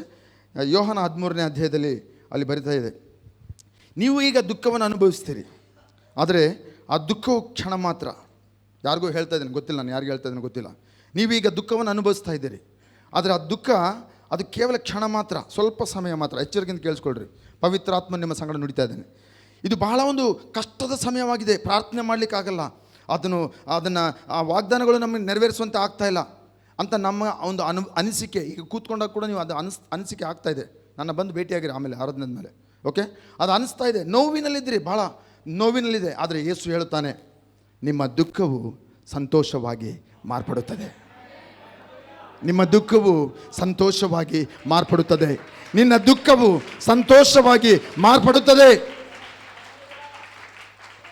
ನೀವು ಮನೆಗೆ ಹೋಗಿ ಯೋಹಾನ 13 ಓದ್ರಿ. ಯೇಸು ಸ್ವಾಮಿ ಆತನ ಒಂದು ಅಲ್ಲಿ ಅದನ್ನು ಹೇಳುತ್ತಾ, ನಿಮ್ಮ ದುಃಖ ಸಂತೋಷವಾಗಿ ಮಾರ್ಪಡುತ್ತದೆ ಅಂತ ಹೇಳುತ್ತಾ, ಈ ಸಮಯದಲ್ಲಿ ಏನು ದುಃಖದಿಂದ ಬಂದಿದ್ದರೂ ಗೊತ್ತಿಲ್ಲ, ಕರ್ತನು ನಿಮ್ಮನ್ನು ಸಂತೋಷದಿಂದ ಆತನು ತುಂಬಿಸಿ ಕಳಿಸುತ್ತಾನೆ. ಹಲ್ಲೆಲೂಯಾ. ಇವತ್ತು ನಾವು ನಿರ್ಧಾರ ಮಾಡಬೇಕು, ಕ್ರಿಸ್ತನಂಥ ಸ್ವಭಾವ ನಾನು ಆ ಫಲವಾಗಿ ನಾನು ಇತರಿಗೆ ಕೊಡಬೇಕು ಅಂತ ನೀವು ನಿರ್ಧಾರ ಮಾಡಬೇಕು. ಹಲ್ಲೆಲೂಯಾ. ಯಾವಾಗ ಹಣ್ಣು ಅಂತ ಹೇಳ್ತೇವೋ ಅದರದ್ದು ಗುಣಲಕ್ಷಣ ಏನು ಗೊತ್ತಾ? ಕೊಡುವುದು, ಇಟ್ಕೊಳ್ಳೋದಿಲ್ಲ. ಸ್ವಾರ್ಥ ಅನ್ನೋದು ಇರೋದೇ ಇಲ್ಲ. ಸ್ವಾರ್ಥ ಅನ್ನೋದು ನಮ್ಮ ಯೇಸುವಿನಲ್ಲಿಲ್ಲ, ಆ ನಿಜವಾದ ಬಳ್ಳಿಯಲ್ಲಿಲ್ಲ. ಸ್ವಾರ್ಥಿಗಳು ಕೊಡೋದಿಲ್ಲ, ಜಿಪುಣರು ಸ್ವಾರ್ಥಿಗಳು ಕೊಡೋದಿಲ್ಲ. ಹಣ್ಣು ಅಂತ ಹೇಳುವಾಗ ಅದು ಕೊಡುವಂಥ ಒಂದು ಗುಣಲಕ್ಷಣ, ಫಲ ಕೊಡುವಂಥ ಗುಣಲಕ್ಷಣವನ್ನು ಇಟ್ಟಿರುತ್ತದೆ. ಮ್ಯಾನ್, ಪ್ರೀತಿ ಕೊಡುತ್ತದೆ. ದೇವರು ಲೋಕದ ಮೇಲೆ ಎಷ್ಟೋ ಪ್ರೀತಿನಿಟ್ಟು ತನ್ನ ಒಬ್ಬನೇ ಮಗನನ್ನು ಕೊಟ್ಟು ಬಿಟ್ಟ. ಫಲ ಬೀರಬೇಕಾ? ಯೇಸುಗಾಗಿ ಫಲ ಬೀರಬೇಕಾ? ಶಿಷ್ಯರಾಗಬೇಕಾ? ಆತನಲ್ಲಿ ನಾವು ನೆಲೆಗೊಂಡಿರ್ಬೇಕಾ? ಎಸ್. ಆ 13ನೇ ಅಧ್ಯಾಯ ನೀವು ಓದ್ತಾ ಇರಬೇಕಾದ್ರೆ ನಾನು ಹೇಳಲಿಕ್ಕೆ ಮಿಸ್ ಆಯಿತು. ಅಲ್ಲಿ ಹೇಳ್ತದೆ, ನಿಮ್ಮ ದುಃಖ ಸಂತೋಷವಾಗುತ್ತದೆ. ಓಕೆ, ಕೇಳಿಸ್ಕೊಡ್ರಿ ಎಚ್ಚರಿಕೆಯಿಂದ. ಯಾವ ರೀತಿಯಲ್ಲಿ ಒಂದು ಸ್ತ್ರೀ ಪ್ರಸವ ವೇದನೆಯಲ್ಲಿ ಅವಳು ಇರುತ್ತಾಳೋ, ಬಹುಶಃ ನಿಮ್ಮ ದುಃಖ ಆ ರೀತಿಯಲ್ಲಿ ಇರಬಹುದು. ಈಗ ಅದು ಯಾವುದೇ ಒಂದು ವಿಷಯ ಆಗಿರ್ಬೋದು, ಏನೇ ಇರಲಿ ನಿಮ್ಮ ಜೀವಿತದಲ್ಲಿ ಒಂದು ದುಃಖದ ಒಂದು ಸನ್ನಿವೇಶ ಇರಬಹುದು. God will turn it around. God will turn it around. ಆ ಪ್ರಸವ ವೇದನೆಯಲ್ಲಿರುವಂಥ ಸ್ತ್ರೀಯ ರೀತಿಯಲ್ಲಿ ಆ ನೋವನ್ನು ನೀವು ಅನುಭವಿಸ್ತಾ ಇರಬಹುದು. ಅದರ ವಾಕ್ಯ ಹೇಳ್ತದೆ, ಅಲ್ಲಿ ಮಗನು ಹುಟ್ಟುತ್ತಾನೆ. She will deliver. ಆಗ ಅವಳು ಪಟ್ಟಂಥ ನೋವಿಗಿಂತ ಅವಳ ಸಂತೋಷವೇ ಹೆಚ್ಚು. Hallelujah. I prophesy this over people here. ನಿಮ್ಮಲ್ಲಿ ಇಲ್ಲಿರುವಂಥ ಪ್ರತಿಯೊಬ್ಬರ ಮೇಲೆ ನಾನು ಇದನ್ನು ಪ್ರವಚಿಸ್ತೇನೆ. ಆ ದುಃಖ ಕ್ಷಣಿಕ, ಆ ಸಂತೋಷ ಅದು ಮುಂದೆ ಬರುವಂಥದ್ದಾಗಿದೆ. ನೀವು ಹಾದು ಹೋಗುವಂಥ ಪರಿಸ್ಥಿತಿ ಕ್ಷಣಿಕ, ಆದರೆ ಆ ಪ್ರೀತಿ, ಆ ಸಂತೋಷ ಅದು ಶಾಶ್ವತ. ಆ ಸಂತೋಷ ಅದು ಶಾಶ್ವತ, ಅದು ಪರಿಪೂರ್ಣವಾಗಿರುತ್ತದೆ. Hallelujah, hallelujah. ಓಕೆ, ಇದನ್ನು ಹೇಳ್ತಾ ನಾನು ಹೇಳಿದೆ, ಕ್ರಿಸ್ತನಂಥ ಒಂದು ಸ್ವಭಾವ ಅದು ಫಲ ಆಗಿದೆ. ಓಕೆ, ಸ್ವಾರ್ಥ ಫಲ ಕೊಡುವುದಕ್ಕೆ ಸೂಚನೆ ಆಗಿದೆ, ಕೊಡುವುದಕ್ಕೆ ಸೂಚನೆ ಆಗಿದೆ. ರೈಟ್, ಐ ಆಮ್ ಕ್ಲೋಸಿಂಗ್, ಈಗ ಮುಕ್ತಾಯ ಮಾಡ್ತಾ ಇದ್ದೇನೆ. ಓಕೆ, ಯೇಸು ಇದನ್ನು 15ನೇ ಅಧ್ಯಾಯದಲ್ಲಿ ನಿಮ್ಮ ಸಂತೋಷ ಪರಿಪೂರ್ಣ ಆಗಬೇಕು ಅಂಥೇಳಿ 11ನೇ ವಚನದಲ್ಲಿ ಹೇಳಿ, 12ನೇ ವಚನದಲ್ಲಿ ನೀವು ಒಬ್ಬರನ್ನೊಬ್ಬರು ಪ್ರೀತಿಸಬೇಕು ಅಂತ ಹೇಳಿದ ನಂತರ, ಈ ರೀತಿಯಲ್ಲಿ ನೀವು ನನ್ನ ತಂದೆಗೆ ನೀವು ನನ್ನ ತಂದೆಗೆ ಮಹಿಮೆಯನ್ನು ತರುತ್ತೀರಿ, ನನ್ನ ಶಿಷ್ಯರಾಗಿರುತ್ತೀರಿ. ಯೇಸುವಿನ ಶಿಷ್ಯರು ಪ್ರೀತಿಸುವವರು. ಯೇಸುವಿನ ಶಿಷ್ಯರು ಕ್ರಿಸ್ತನ ಒಂದು ಗುಣಲಕ್ಷಣವನ್ನು ಫಲವಾಗಿ ಕೊಡುವಂಥವರು. ಯೇಸುವಿನ ಶಿಷ್ಯರು ಆ ಫಲ ಕೊಡು ಅನ್ನುವಂಥ ಫಲವನ್ನು ಅವರು ಕೊಡುವವರು. Hallelujah, hallelujah.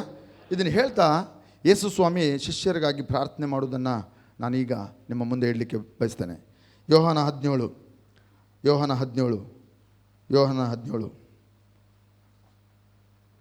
ಯೋಹಾನ ಬರೆದ 17,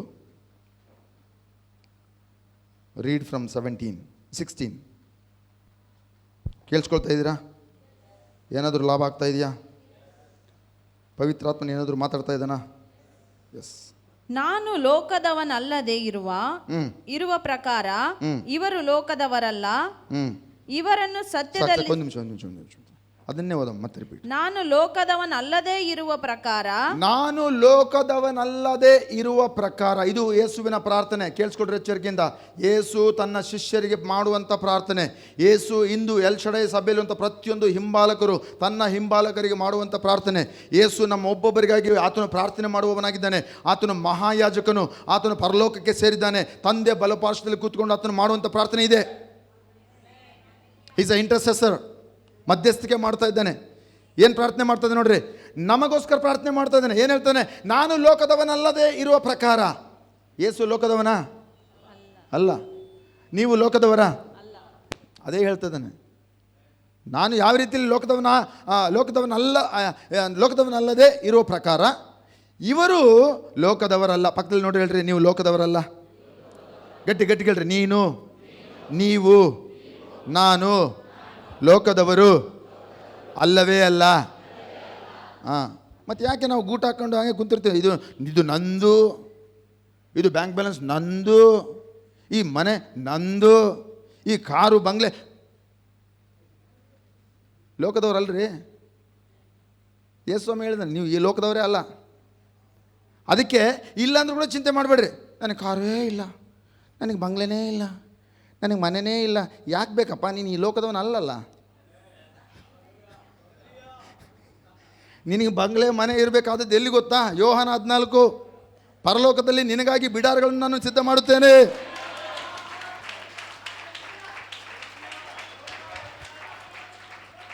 ನಮಗಿರ್ಬೇಕಂತ ಚಿಂತೆ ಏನು ಗೊತ್ತಾ? ಅಲ್ಲಿ ಐತಾ ಇಲ್ಲ ಅಂತ ನೋಡ್ಕೋಬೇಕು, ಅಲ್ಲಿ ಡೆಪಾಸಿಟ್ ಆಗೈತಾ ಇಲ್ಲ ಅಂತ ನೋಡ್ಕೋಬೇಕು. ಇಲ್ಲಿ ಬ್ಯಾಂಕ್ ಬ್ಯಾಲೆನ್ಸ್ ಜಗ್ಗಿರ್ಬೋದು, ಬ್ಯಾಂಕ್ ಬ್ಯಾಲೆನ್ಸ್ ಜಗ್ಗಿರ್ಬೋದು. ಇಲ್ಲಿ ಪರಲೋಕದ ಬ್ಯಾಂಕಲ್ಲಿ ಖಾಲಿ ಇರಬಾರ್ದು. ಇಲ್ಲಿ ಫಲ ಕೊಟ್ಟರೆ ಅಲ್ಲಿ ಬ್ಯಾಂಕ್ ತುಂಬುತ್ತೆ. ಹಲೋ, ಇಲ್ಲಿ ಫಲ ಕೊಟ್ಟರೆ ಅಲ್ಲಿ ತುಂಬುತ್ತೆ, ನಮ್ಮ ಬ್ಯಾಂಕ್ ಬ್ಯಾಲೆನ್ಸ್ ಬರ್ತತೆ. ಇಲ್ಲಾಂದ್ರೆ ಅಲ್ಲಿ ಪರಲೋಕ ಕಾಲಿಟ್ಟಿದೆ, ಬ್ಯಾಲೆನ್ಸ್ ಡೌನ್, ಝೀರೋ ಬ್ಯಾಲೆನ್ಸ್. ಪರಲೋಕ ಹೋಗಿದೆ ಏನಂತಾರೆ? ಝೀರೋ ಬ್ಯಾಲೆನ್ಸ್ ಅಂತಾರೆ. ಯಾರಿಗನ್ನ ಇಷ್ಟನಾ ಝೀರೋ ಬ್ಯಾಲೆನ್ಸ್? ಆ ಮೋದಿ ಒಂದು ತಂದುಬಿಟ್ಟನ, ಸಾರಿ ಪ್ರಧಾನಮಂತ್ರಿ ಝೀರೋ ಬ್ಯಾಲೆನ್ಸ್ ಅಕೌಂಟ್.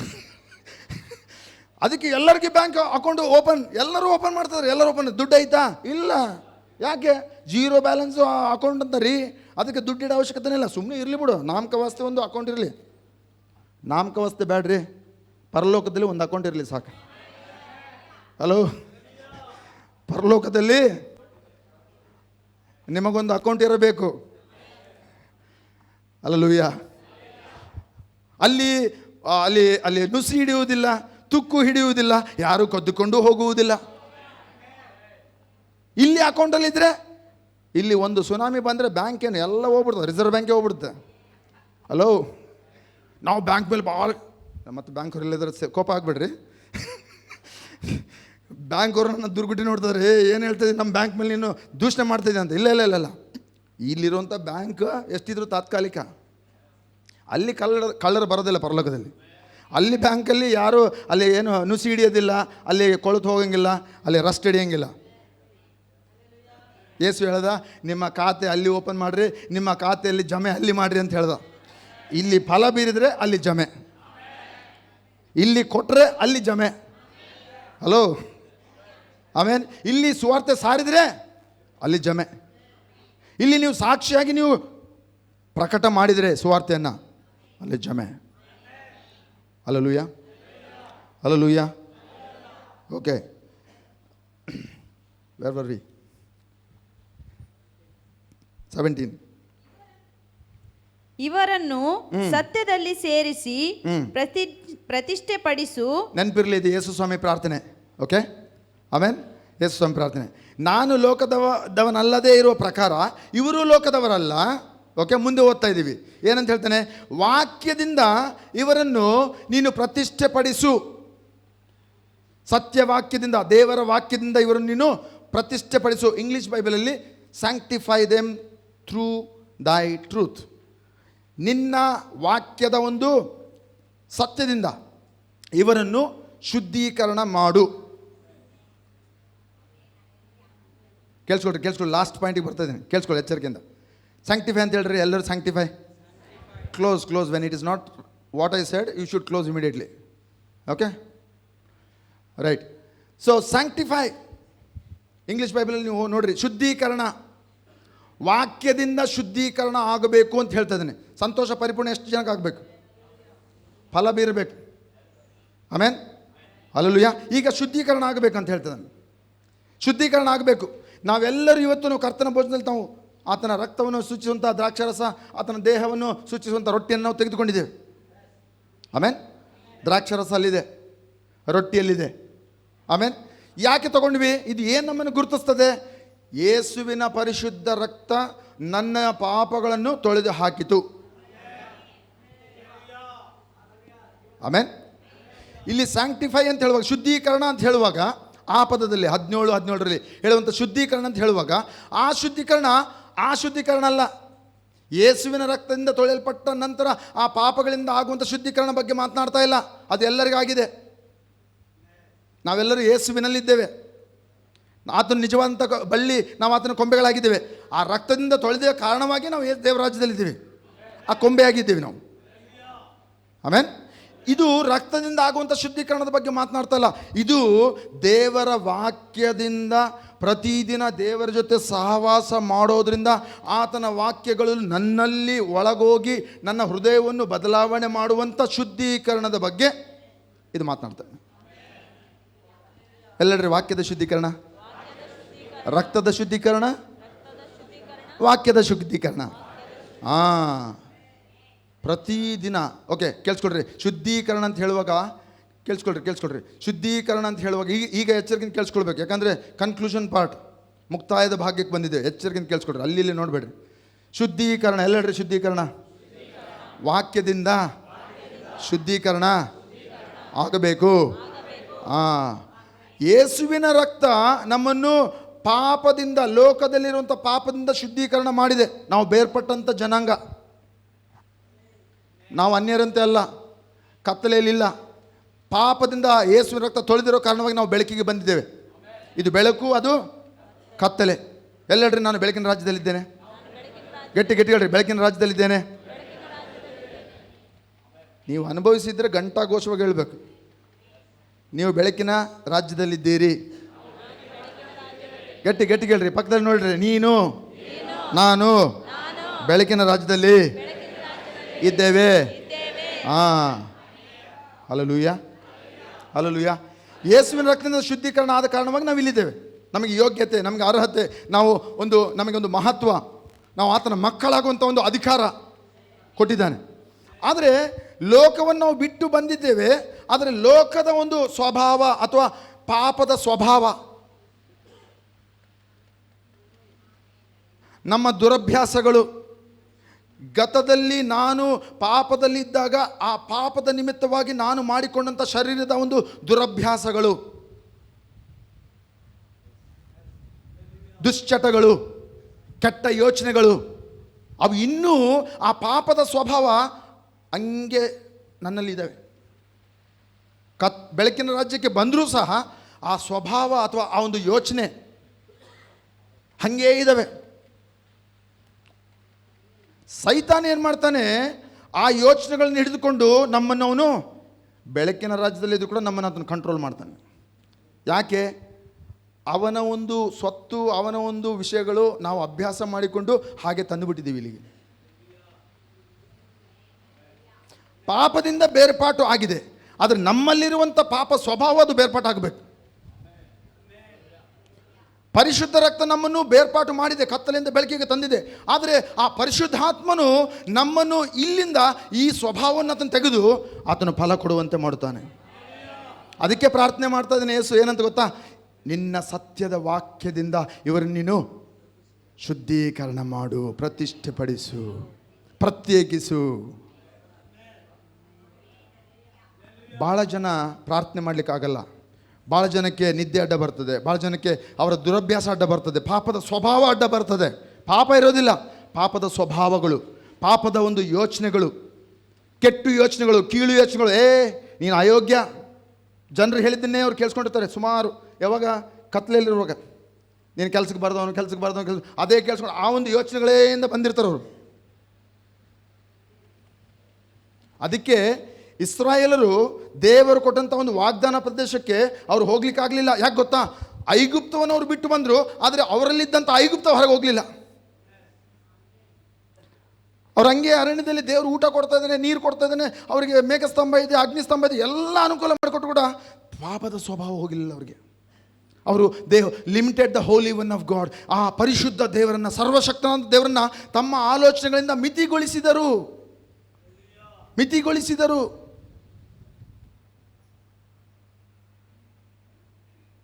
ನಮ್ಮ ಆಲೋಚನೆ ಬದಲಾವಣೆ ಆಗಬೇಕು.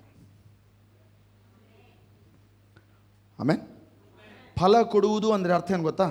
ವಾಕ್ಯದಿಂದ ನಾನು ಶುದ್ಧೀಕರಣ ಆಗಿ ನನ್ನ ಆಲೋಚನೆ ದೇವರ ಯೋಚನೆಯಂತೆ ಆಗಬೇಕು. ಅದಕ್ಕೆ ವಾಕ್ಯ ಓದ್ಬೇಕ್ರಿ. ಶುದ್ಧೀಕರಣ ಇಲ್ಲೇ ಆಗಬೇಕು. ಮನಸ್ಸು ನೂತನ ಆಗಬೇಕು. ಮನಸ್ಸಿದ್ದರೆ ಮಾರ್ಗ ಅಂತ ಅನೇಕರು ಹೇಳ್ತಾರೆ. ಅದು ವಾಕ್ಯದಿಂದಲೇ ತಗೊಂಡಿದ್ದು. ಯಾಕಂದರೆ ಹುಚ್ಚುಚ್ಚು ಯೋಚನೆ ಮಾಡಿದರೆ ಹುಚ್ಚುಚ್ಚು ಕೆಲಸ ಮಾಡ್ತಾನೆ ಮನುಷ್ಯ.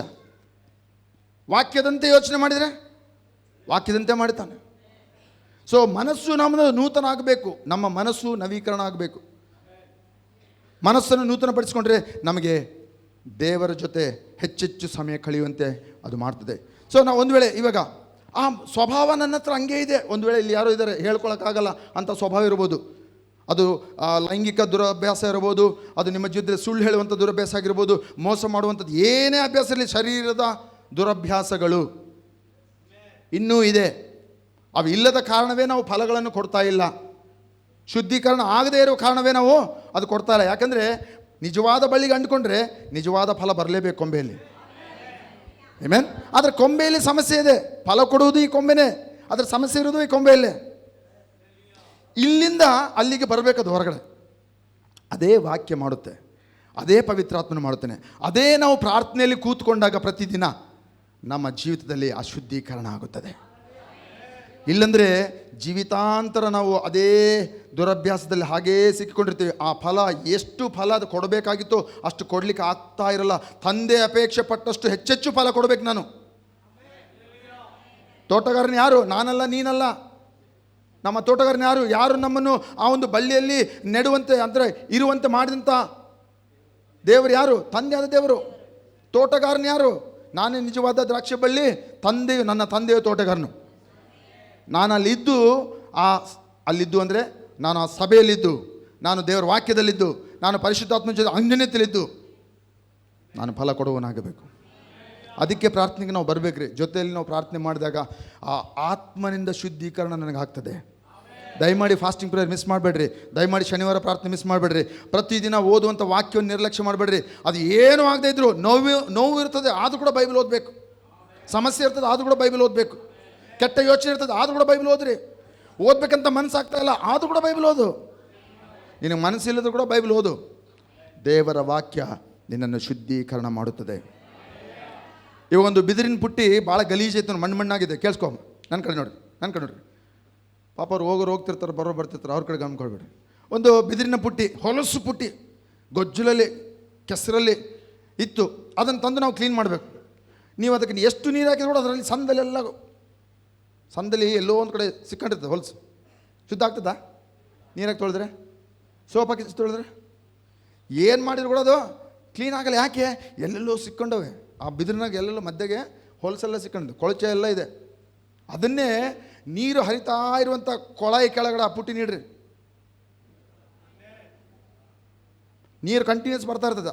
ಆ ಪುಟ್ಟಿನದ್ರ ಕೆಳಗಿಡ್ರಿ ಸಾಕು. ಸ್ವಚ್ಛ ಆಗ್ತದೆ ಅಲ್ಲ, ನಿರ್ಮಲ ಆಗ್ತದೆ ಅಲ್ಲ. ಸ್ಟಾರ್ಟಿಂಗ್ ಆಗಲ್ಲ, ಸ್ವಲ್ಪ ಹಂಗೆ ಹೊಲಸು ನೀರು ಬರ್ತಾ ಇರ್ತದೆ. ಬರ್ತಾ ಹಂಗೆ ರಭಸವಾಗಿ ನೀರು ಬರ್ತಾನೇ ಇದ್ರಿ, ಎಲ್ಲ ಕೊಳಚೆ ಎಲ್ಲ ಹೊಲಸು ಎಲ್ಲ ಕಿತ್ಕೊಂಡು ಹೋಗ್ಬಿಡ್ತದೆ. ಶುದ್ಧೀಕರಣ ಅಂದರೆ ಅದೇ. ಸೈತಾನ ಏನು ಮಾಡ್ತಾನೆ ಗೊತ್ತಾ? ಏನೋ ಸಮಸ್ಯೆ ಎದುರಿಡ್ತಾನೆ. ನೀನು ಪ್ರಾರ್ಥನೆ ಮಾಡಬಾರ್ದು, ನಿನ್ನಿಂದ ಆ ಫಲ ಬರಬಾರ್ದು, ನಿನಗಿರುವಂಥ ಸಂತೋಷ ಅದು ಹೆಚ್ಚು ಪರಿಪೂರ್ಣ ಆಗಬಾರ್ದಂತ ಅವನು ಭಾಳ ಪ್ರಯಾಸಗಳು ಮಾಡ್ತಾನೆ.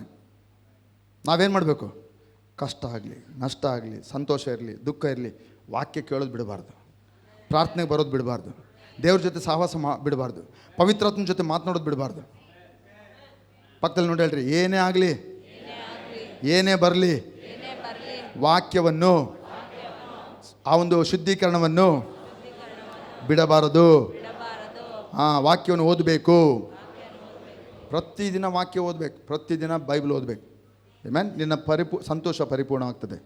ಓಕೆ, ಅವರನ್ನು ವಾಕ್ಯದಿಂದ ಶುದ್ಧೀಕರಣ ಮಾಡು ಅಂತ ಹೇಳ್ದ. ಓಕೆ, ಇದು ಲಾಸ್ಟ್ ವಚನ ಓದಿ ನಾನು ಕನ್ಕ್ಲೂಡ್ ಮಾಡ್ತೇನೆ. ಯೆಹೋಶುವ 3:5 ಇದೊಂದು ಓದೋಣ, ಆಯಿತಾ? ಇದೊಂದು ಓದೋಣ. ಯೆಹೋಶುವ 3:5. ಯೆಹೋಶುವ ಮೋಶೆ ನಂತರ ಬಂದಂಥ ನಾಯಕ, ಇಡೀ ಇಸ್ರಾಯೇಲ್ ಜನಾಂಗವನ್ನು ನಡೆಸಿದಂಥ ನಾಯಕನು ಯೆಹೋಶುವ. ಈ ಯೆಹೋಶುವ ಹಳೆ ಒಡಂಬಡಿಕೆಯಲ್ಲಿದೆ. ಅಲ್ಲಿ ನಾವು ಓದುವಾಗ ಇಲ್ಲಿ ಒಂದು ವಚನವನ್ನು ಓದ್ತೇವೆ ನೋಡ್ರಿ. ಇದಲ್ಲದೆ ಯೆಹೋಶುವನು ಜನರಿಗೆ, ನಿಮ್ಮನ್ನು ಶುದ್ಧ ಮಾಡಿಕೊಳ್ಳಿರಿ. ಯಾರು ಮಾಡಬೇಕ್ರಿ ಶುದ್ಧ? ಯೆಹೋಶುವ ಯಾರಿಗೆ ಹೇಳ್ತಾ ಇದ್ದಾನೆ? ಗಟ್ಟಿ ಹೇಳ್ರಿ. ಅಲ್ಲಿ ಓದ್ಮೇಲೆ ಹೇಳ್ರಿ ಅಥವಾ ಕೇಳಿಸ್ಕೊಂಡ ಮೇಲೆ ಅಂತ ಹೇಳ್ರಿ, ಆಯಿತಾ? ಇದಲ್ಲದೆ ಯೆಹೋಶುವನು ಜನರಿಗೆ, ನಿಮ್ಮನ್ನು ಶುದ್ಧ ಮಾಡಿಕೊಳ್ಳಿರಿ. ಯಾರು ಶುದ್ಧ ಮಾಡಿಕೊಳ್ಳಬೇಕು? ಈ ಜನರಲ್ ಕಂಪಾರ್ಟ್ಮೆಂಟ್ ಬೇಡ್ರಿ, ನಾನು ಅಂತ ಹೇಳ್ರಿ. ಎಲ್ಲ ಹೇಳ್ರಿ, ನಾನು ನನ್ನನ್ನು ಶುದ್ಧ ಮಾಡಿಕೊಳ್ಳಬೇಕು. ಯಾರು ಬಂದು ನಿನಗೆ ಸರ್ಫ್ ಎಕ್ಸೆಲ್ ಹಾಕಿ, ನಿನಗೆ ಏರೆಲ್ಲ ಹಾಕಿ, ನಿನಗೆ ತೊಳೆದು ಬ್ರಷ್ ಹಾಕಿ ತಿಕ್ಕಿ ನಿನ್ನ ಸ್ವಚ್ಛ ಮಾಡಲ್ಲ, ಶುದ್ಧ ಮಾಡಲ್ಲ. ನೀನು ಬೈಬಲ್ ಹಿಡ್ಕೊಂಡು ನೀನು ಪ್ರತಿನಿತ್ಯ ಬೈಬಲ್ ಓದ್ತಾ ಬೈಬಲ್ ಕೇಳಿಸ್ಕೊಂಡು ವಾಕ್ಯವನ್ನು ನೀನು ಸ್ವೀಕರಿಸಿದ್ರೆ ನೀನು ಶುದ್ಧ ಆಗ್ತಿ. ಆಯ್ಕೆ ನಿನ್ನದು, ಆಯ್ಕೆ ನಿನ್ನದು. ಆಮೇಲೆ ಅಲ್ಲಲ್ವಿಯಾ, ದೇವರ ಆಯ್ಕೆ ಏನು? ನೀನು ಶುದ್ಧನಾಗಬೇಕು, ನೀನು ಫಲ ಹೆಚ್ಚು ಕೊಡಬೇಕಂತಾನೆ ಆತನ ನಿನ್ನನ್ನು ಅಲ್ಲಿಟ್ಟಿದ್ದಾನೆ ಯೇಸುವಿನ ರಕ್ತದಿಂದ ತೊಳೆದು. ಆದರೆ ನೀನು ಶುದ್ಧ ಮಾಡಿಕೊಂಡು ಆ ಫಲಗಳನ್ನು ಹೆಚ್ಚು ಕೊಡುವಂಥದ್ದು ಅದು ನಿನ್ನ ಜವಾಬ್ದಾರಿ, ಅದು ನನ್ನ ಜವಾಬ್ದಾರಿ. ಆಮೇಲೆ ಓಕೆ, ಹೌದ್ರಿ. ಇದಲ್ಲದೆ ಯೆಹೋಶುವನ ಜನರಿಗೆ ನಿಮ್ಮನ್ನು ಶುದ್ಧ ಮಾಡಿಕೊಳ್ಳಿರಿ, ಯೆಹೋವನು ನಾಳೆ, ದೇವರು ನಾಳೆ ನಿಮ್ಮ ಮಧ್ಯದಲ್ಲಿ ಅದ್ಭುತಗಳನ್ನು ನಡೆಸುವನು ಎಂದು ಹೇಳಿದನು. ಹಲೋ, ಪ್ರತಿಯೊಬ್ಬರಿಗೆ ಅದ್ಭುತದ ಒಂದು ಅವಶ್ಯಕತೆ ಇದೆ. ಪ್ರತಿಯೊಬ್ಬರಿಗೆ, ನಮ್ಮೆಲ್ಲರಿಗೊಂದು ಬಿಡುಗಡೆ, ಒಂದು ಅದ್ಭುತ ಪ್ರತಿದಿನ ಅವಶ್ಯಕತೆ ಇದೆ. ಆಮೇಲೆ ಈ ಅವಶ್ಯಕತೆ ನೀಗೋದಿಲ್ಲ ರೀ. ನಾವು ಭೂಮಿಯಲ್ಲಿ ಇರೋವರೆಗೂ ನಮ್ಮ ಕೊರತೆಗೆ ಕೊನೆಯೇ ಇಲ್ಲ. ಹೇಳ್ರಿ, ಕೊರತೆಗೆ, ಅವಶ್ಯಕತೆಗಳಿಗೆ ಕೊನೆಯೇ ಇಲ್ಲ. ದುಡ್ಡು ಬೇಕಾ, ದುಡ್ಡು ಬೇಕು. ಸಮಾಧಾನ ಬೇಕಾ, ಸಮಾಧಾನ ಬೇಕು. ಅದ್ಭುತ ಬೇಕಾ, ಅದ್ಭುತ ಬೇಕು. ಎಲ್ಲ ಬೇಕು ರೀ ನಮಗೆ, ಎಲ್ಲ ಬೇಕು ನಮಗೆ. ಅವಶ್ಯಕತೆ, ಕೊರತೆ ಇದೆ. ಏನು ಮಾಡಬೇಕು? ನನ್ನನ್ನು ನಾನು ಶುದ್ಧ ಮಾಡಿಕೊಳ್ಳಬೇಕು. ಅದ್ಭುತ ಮಾಡ್ತಾನೆ ದೇವರು. ಇದು ಸುವಾರ್ತೆಯನ್ನು ಹೊಂದಿಕೊಳ್ಳುವಂಥ ಅದ್ಭುತ ಅಲ್ಲ. ಇದು ಶುದ್ಧೀಕರಣ ಆದಮೇಲೆ ನಾನು ಫಲ ಬಿಟ್ಟು ಇತರರಿಗೆ ಅದು ಆ ಫಲವು ಉಪಯೋಗವಾಗಿ ಇಡೀ ಬಳ್ಳಾರಿ ಜನರಿಗೆ ಬೇಕಾಗಿರುವಂಥ ಒಂದು ಅದ್ಭುತ ಇದು. ಆಮೇನ್. ಇಡೀ ಬಳ್ಳಾರಿ ಜನರಿಗೆ ಆ ಅದ್ಭುತ ನಿನ್ನ ಜೀವಿತದಲ್ಲಿ ದೇವರು ಅದ್ಭುತ ಮಾಡುತ್ತಾನೆ ಇವತ್ತು. ಆ ಅದ್ಭುತ ಮೂಲಕ ನೀನು ಫಲ ಬೀರ್ತೀಯ. ಆ ಫಲವು ಜನರು ಅದಕ್ಕೆ ಆಕರ್ಷಿಸಲ್ಪಟ್ಟು ಓಡಿ ಬರುತ್ತಾರೆ. ಹಣ್ಣು ಬಿಟ್ಟಿರುವಂಥ ಗಿಡ ನೋಡಿದರೆ ಎಲ್ಲರಿಗೆ ಸುಂದರ ಮನೋಹರವಾಗಿರ್ತದೆ. ಅವ್ರು ಹತ್ತಿರ ಬರ್ತಾರೆ. ಹತ್ತಿರ ಬಂದಾಗ ಏನಾಗ್ತದೆ? ಯೇಸುವಿನ ಗುಣಲಕ್ಷಣದ ಪರಿಚಯ ಅವ್ರಿಗೆ ಆಗ್ತದೆ. ಯೇಸುವಿನ ಗುಣಲಕ್ಷಣ ನಿನ್ನ ಮೂಲಕ, ಕೊಂಬೆ ಮೂಲಕವಾಗಿ ಅವರು ಹಣ್ಣನ್ನು ತೆಗೆದುಕೊಂಡು ತಿನ್ನುವವರಾಗಿದ್ದಾರೆ. ನಾವು ಅವರನ್ನು ಹುಡುಕಿಕೊಂಡು ಹೋಗುವಂಥ ಅವಶ್ಯಕತೆ ಇಲ್ಲ. ಯೇಸುವನ್ನು ಹುಡುಕಿಕೊಂಡು ಆ ದಿನಗಳಲ್ಲಿ ಹೇಗೆ ಅರಣ್ಯದಲ್ಲಿ ಬಂದರು ಹಾಗೆ ಹಣ್ಣು ನೀನು ಬಿಟ್ಟಾಗ, ಎಲ್ ಶಡಾಯ್ ಸಭೆ, ನೀನು ಆ ಒಂದು ಹಣ್ಣು ಗುಚ್ಚಾಗಿ ಇರುವಾಗ ಜನರು ಓಡಿ ಓಡಿ ಯೇಸುವಿನ ಬಳಿಗೆ ಬರುತ್ತಾರೆ. ಆ ಹಣ್ಣುಗಳನ್ನು ಅವರು ಅನುಭವಿಸ್ತಾರೆ. ಪವಿತ್ರಾತ್ಮನ ಆ ಪ್ರೀತಿಯನ್ನು ಅನುಭವಿಸ್ತಾರೆ. ಯೇಸುವಿನ ಪ್ರೀತಿಯನ್ನು ಅನುಭವಿಸ್ತಾರೆ. ಆ ಅದ್ಭುತಗಳನ್ನು ಸ್ವೀಕರಿಸ್ತಾರೆ. ಅವರು ಯೇಸುವಿನ ಬಳಿಗೆ ಬಂದು ರಕ್ಷಣೆಗೆ ಬರುತ್ತಾರೆ. ಬಳ್ಳಾರಿ ರಕ್ಷಿಸಲ್ಪಡುತ್ತದೆ. ಬಳ್ಳಾರಿ ರಕ್ಷಿಸಲ್ಪಡುತ್ತದೆ. ನಿನ್ನ ಕೆಲಸದ ಸ್ಥಳದಲ್ಲಿ, ನಿನ್ನ ಉದ್ಯೋಗದ ಸ್ಥಳದಲ್ಲಿ, ನಿನ್ನ ವ್ಯಾಪಾರ ಸ್ಥಳದಲ್ಲಿ, ನಿನ್ನ ಒಂದು ಶಾಲಾ ಕಾಲೇಜುಗಳಲ್ಲಿ, ನಿನ್ನ ಒಂದು ಮನೆಯಲ್ಲಿ ಜನರು ಓಡಿ ಬರ್ತಾರೆ. ಅಮ್ಮ, ನನಗೆ ಪ್ರಾರ್ಥನೆ ಮಾಡು ಅಂತ ಕೇಳ್ತಾರೆ. ನನಗೆ ನೀನು ಯೇಸುಗಾಗಿ ನನಗೋಸ್ಕರ ಪ್ರಾರ್ಥನೆ ಮಾಡು ಅಂತ ಕೇಳ್ತಾರೆ. ಯಾಕೆ? ನೀನು ಚೆನ್ನಾಗಿ ಗುಚ್ಛವಾಗಿ ಹಣ್ಣು ಬಿಟ್ಟಿರುವಂಥ ಒಂದು ಕೊಂಬೆ ಆಗಿದ್ದಿ. ನಿಮಗೊಂದು ಪ್ರಶ್ನೆ ಇದೆ ಯಾವಾಗಲೂ, ಯಾಕೆ ನನಗೇ ಬಂದು ಸಮಸ್ಯೆ ಹೇಳ್ತಾರೆ? ಎಲ್ಲ ಜನ ಬಂದು ನನಗೇ ಸಮಸ್ಯೆ ಹೇಳ್ತಾರೆ. ಯಾಕೆ ಗೊತ್ತಾ? ನೀನು ಚೆನ್ನಾಗಿ ಹಣ್ಣು ಬಿಟ್ಟಿರುವಂಥ ಕೊಂಬೆ. ಅವ್ರಿಗೆ ತಿನ್ಬೇಕಾ ಹಣ್ಣು? ಹಣ್ಣು ಸ್ವಾರ್ಥಿಗಳಿಗಲ್ಲ. ಹಣ್ಣು ನಿಸ್ವಾರ್ಥವಾಗಿರುವಂಥ ಶಿಷ್ಯರಿಗೆ. ನಿಸ್ವಾರ್ಥವಾಗಿರುವಂಥ ಶಿಷ್ಯರು ಹಣ್ಣು ಬೀರುತ್ತಾರೆ. ಯಾರಿಗಾಗಿ? ಜನರಿಗಾಗಿ. ಹಲ್ಲೆಲೂಯಾ. ನಾವಿರುವುದೇ ಸಭೆಯಾಗಿ. ಇವಾಗ ಕೊನೆಯ ವಿಷಯ ಹೇಳಿ ನಾನು ಮುಕ್ತ ಮಾಡ್ತೀನಿ. ನಾವು ಸಭೆಯಾಗಿರುವಂಥದ್ದೇ ನಾವು ಹಣ್ಣು ಬೀರುತ್ತಾ ಯೇಸುಗಾಗಿ, ತನ್ನ ತಂದೆಯ ಮಹಿಮೆಗಾಗಿ, ನಮಗಾಗಿ ಅಲ್ಲ. ನಮಗೆ ಸ್ಟೇಜ್ ಬೇಕಾಗಿಲ್ಲ, ನಮಗೆ ಮೈಕ್ ಬೇಕಾಗಿಲ್ಲ ಹಣ್ಣು ಬೀರೋಕ್ಕೆ. ನೀವು ಇದ್ದ ಸ್ಥಳದಲ್ಲಿ ನೀವು ಬೀರಿ. ಅವ್ರು ಹುಡ್ಕೊಂಬರ್ತಾರೆ. ಹಣ್ಣು ಹಿತ್ತಲ ಗಿಡದಲ್ಲಿದ್ದರೆ, ಹಿತ್ತಲದ ಅಂಗಳದಲ್ಲಿ ಹಣ್ಣಿನ ಗಿಡ ಇದ್ದರೆ ಜನರು ಹಣ್ಣಿಗೆ ಹಿತ್ತಲ ಗಿಡಕ್ಕೆ ಬರ್ತಾರೆ. ನೀನು ಬಂಡೆಟ್ಟಿಲಿರು, ಬಾಪಚನಗರಲ್ಲಿರು, ನೀನು ಶ್ರೀರಾಮಪುರಮಲ್ಲಿರು, ನೀನು ಗುಗ್ಗುರಟ್ಟಿಲಿರು, ಎಲ್ಲೇ ಇರು, ನೀನು ಹಣ್ಣು ಬೀರು ಅಲ್ಲಿ. ಜನರು ಹುಡುಕಿಕೊಂಡು ಅರಣ್ಯಕ್ಕೆ ಹೋದಂತೆ ಯೇಸುವನ್ನು ಹುಡುಕೊಂಡು ಹಾಗೆ ಅವರು ನಿನ್ನನ್ನು ಹುಡುಕಿಕೊಂಡು ಬರುತ್ತಾರೆ. ಯಾಕೆ? ನೀನು ಹೆಚ್ಚೆಚ್ಚು ತಂದೆಗೆ ಮಹಿಮೆ ಪಡಿಸುವಂಥ ಶಿಷ್ಯನಾಗಿರುವಂಥ ಆ ಹಣ್ಣು ಬೀರುವಂಥ ಕೊಂಬೆ ಆಗಿದ್ದಿ. ಬಳ್ಳಾರಿ ರಕ್ಷಣೆಗೆ ಬರೋದು ತಡನೇ ಇಲ್ಲ. ನಮ್ಮನ್ನು ನಾವು ಶುದ್ಧೀಕರಣ ಮಾಡಿಕೊಳ್ಬೇಕು. ಆ ಹಣ್ಣು ನಾವು ಬೀರುವವರಾಗಿರಬೇಕು. ಇದು ಹಣ್ಣು ಏನು? ಇದು ಕೊಡುವಂಥ ಹಣ್ಣು. ಈ ಹಣ್ಣು ಏನು? ಕ್ರಿಸ್ತನ ಸ್ವಭಾವವನ್ನು ಪ್ರತಿಬಿಂಬಿಸುವಂಥ ಹಣ್ಣು. ಈ ಹಣ್ಣು ಏನು? ತನ್ನನ್ನು ತಾನು ಶುದ್ಧ ಮಾಡಿಕೊಂಡು ಪರಲೋಕ ಏನು ಕೊಡ್ತಾ ಇದೆಯೋ ಅದನ್ನು ಕೊಡುವಂಥ ಒಂದು ಕೊಂಬೆ ಇದು. ಅಂಥ ಹಣ್ಣು ಬೀರುವಂಥ ಕೊಂಬೆ. ಹಲ್ಲೆಲೂಯಾ. ಯಾವಾಗ ನೀವು ಆ ರೀತಿಯಾದಂಥ ಹಣ್ಣಾಗಿರ್ತೀರೋ ನಿಮ್ಮ ಸಂತೋಷ ಪರಿಪೂರ್ಣವಾಗಿರ್ತದೆ. ಅನೇಕರು ಇವತ್ತು ಸಂತೋಷ ಪರಿಪೂರ್ಣ ಆಗಿಲ್ಲ. ಕಾರಣ ಏನು ಗೊತ್ತಾ? ನಾವು ಆ ಹಣ್ಣಾಗಿ, ಇತರಿಗೆ ಕೊಡುವಂಥ ಹಣ್ಣಾಗಿ ನಾವಿಲ್ಲ. ನಮಗಾಗಿ ನಾವು ಮಾತ್ರ ಇಟ್ಕೊಂಡಿದ್ದೀವಿ ಹಣ್ಣು. ಕೆಲವು ಹಣ್ಣುಗಳಿದ್ದಾರೆ ಒಂದೊಂದೇ ಬಿಡ್ತದೆ, ಬೇರೆ ಮನೆಯವ್ರಿಗಂತೆ ಸಾಕೋದು. ನಾವು ಅಂಥ ಸ್ವಾರ್ಥವಾಗಿರುವಂಥರಲ್ಲ. ನಾವು ಕೊಡುವಂಥ ಹಣ್ಣು ಕ್ರಿಸ್ತನ ಸ್ವಭಾವವನ್ನು ತೋರುವಂಥ ಹಣ್ಣು. ಹಲ್ಲೆಲೂಯಾ. ಫಸ್ಟು ಮನೆಯವರು ಅನುಭವಿಸ್ತಾರೆ ಆ ಹಣ್ಣನ್ನು, ಆಮೇಲೆ ಮನೆ ಪಕ್ಕದವ್ರು ಅನುಭವಿಸ್ತಾರೆ, ನಿಮ್ಮ ವಟಾರವೆಲ್ಲ ಅನುಭವಿಸ್ತದೆ. ನಮ್ಮ ಮನೇಲಿ ಒಂದು ಗಿಡದಲ್ಲಿ ಹಣ್ಣು ಜಾಸ್ತಿ ಇದೆ ಅಂದ್ಕೊಳ್ರಿ, ಸಪೋಟ ಇದೆ ಅಂದ್ಕೊಳ್ರಿ, 10 ಹಣ್ಣು ಬಿಟ್ಟರೆ ನಮ್ಮ ಫ್ಯಾಮಿಲಿ ಅನುಭವಿಸ್ತೀವಿ. ಮತ್ತು ಅದು 20-30 ಬಿಟ್ಟರೆ ಪಕ್ಕದ ಮನೆಯವರು, ನಮ್ಮ ಅಣ್ಣ ಅಕ್ಕ ಅವ್ರ ಮನೆಗೂ ಕಟ್ ಕಳಿಸ್ತೀವಿ. ಅಥವಾ ಇನ್ನೂ ಜಾಸ್ತಿ 1000 ಹಣ್ಣು ಬಿಟ್ಟರೆ ಬರ್ರಪ್ಪ ಬಂದು ತೊಗೊಂಡೋಗ್ರಪ್ಪ, ಬರ್ರಪ್ಪ ತೊಗೊಂಡೋಗ್ರಪ್ಪ ಅಂತ. ಎಲ್ಶಡೆ ಸಭೆ ಅಂಥ ಒಂದು ಹಣ್ಣು ಬೀರುವಂಥ ಗುಚ್ಛ, ಬಳ್ಳಾರಿ ಪರಿವರ್ತನೆ ತರುವಂಥ ಒಂದು ಗುಚ್ಛ. ಆಮೇನ್. ತಂದೆಗೆ ಮಹಿಮೆ ಆಗ್ತದೆ. ಆಮೇನ್. 2 ಮಾಡೋಣ, ನಾವು ನಮ್ಮನ್ನು ಶುದ್ಧೀಕರಣ ಮಾಡಿಕೊಳ್ಳೋಣ, ಹೆಚ್ಚು ಫಲ ಬೀರೋಣ ಮತ್ತು ಬಳ್ಳಾರಿಗೆ ಆಶೀರ್ವಾದವಾಗಿರೋಣ. ಆಮೇನ್. ಕಣ್ಣುಗಳು ಮುಚ್ಚೋಣ, ಪ್ರಾರ್ಥನೆ ಮಾಡಿಕೊಳ್ಳೋಣ. ತಂದೆ ದೇವರೇ ಸ್ತೋತ್ರ. ಕರ್ತನೇ, ನಿನ್ನ ಮುಂದೆ ನಾವು ಬಾಗುತ್ತೇವೆ. ಕರ್ತನೇ ಸ್ವಾಮಿ, ನಾವು ನಿನ್ನ ಒಂದು ಮಹಿಮೆ ತರುವಂಥ ಶಿಷ್ಯರಾಗಿ ನಿನ್ನಲ್ಲಿ ನೆಲೆಗೊಂಡಿರುವಂಥ, ನೀನು ನಮ್ಮಲ್ಲಿ ನೆಲೆಗೊಂಡಿರುವಂಥ, ಆ ಪ್ರೀತಿಯಲ್ಲಿ ನೆಲೆಗೊಂಡಿರುವಂಥ, ಪ್ರಾರ್ಥಿಸುವಂಥ, ಹಿಂಬಾಲಿಸುವಂಥ ಶಿಷ್ಯರಾಗಿ ಮಾಡು ಸ್ವಾಮಿ. ನಮ್ಮನ್ನು ನಾವು ವಾಕ್ಯದ ಶುದ್ಧೀಕರಣಕ್ಕೆ, ಆತ್ಮನ ಶುದ್ಧೀಕರಣಕ್ಕೆ ಒಳಪಡಿಸ್ತೇವೆ ಸ್ವಾಮಿ. ನಾವು ಈ ಲೋಕದವರಲ್ಲ ಕರ್ತನೇ, ನಾವು ಪರಲೋಕಕ್ಕೆ ಸೇರಿದವರು ಸ್ವಾಮಿ. ಪಾಪದ ಸ್ವಭಾವ, ಯಾವುದೇ ಒಂದು ಪಾಪದ ಸ್ವಭಾವ ಕರ್ತನೇ ಸ್ವಾಮಿ, ನಮ್ಮ ಜನರನ್ನು ಆ ಒಂದು ಬೆಳಕು ಸಂಪೂರ್ಣವಾಗಿ ಅದು ಪ್ರಕಾಶಿಸದಂತೆ ತಡೆಗಟ್ಟುವಂಥ ಪ್ರತಿಯೊಂದು ಆ ಒಂದು ಕತ್ತಲೆ ಆ ಒಂದು ಸಂಗತಿಗಳನ್ನು, ಎಲ್ಲ ಪಾಪದ ಸ್ವಭಾವಗಳನ್ನು ಎಲ್ಲ ಒಂದು ಅಣಗಿಸುವಂಥ, ಕ್ರಿಸ್ತನ ಒಂದು ಮಹಿಮೆಯನ್ನು ಅಣಗಿಸುವಂಥ ಪ್ರತಿಯೊಂದು ದುರಭ್ಯಾಸ ದುಶ್ಚಟಗಳನ್ನು ಯೇಸು ನಾಮದಲ್ಲಿ ನಿರ್ನಾಮ ಘೋಷಿಸ್ತೇನೆ.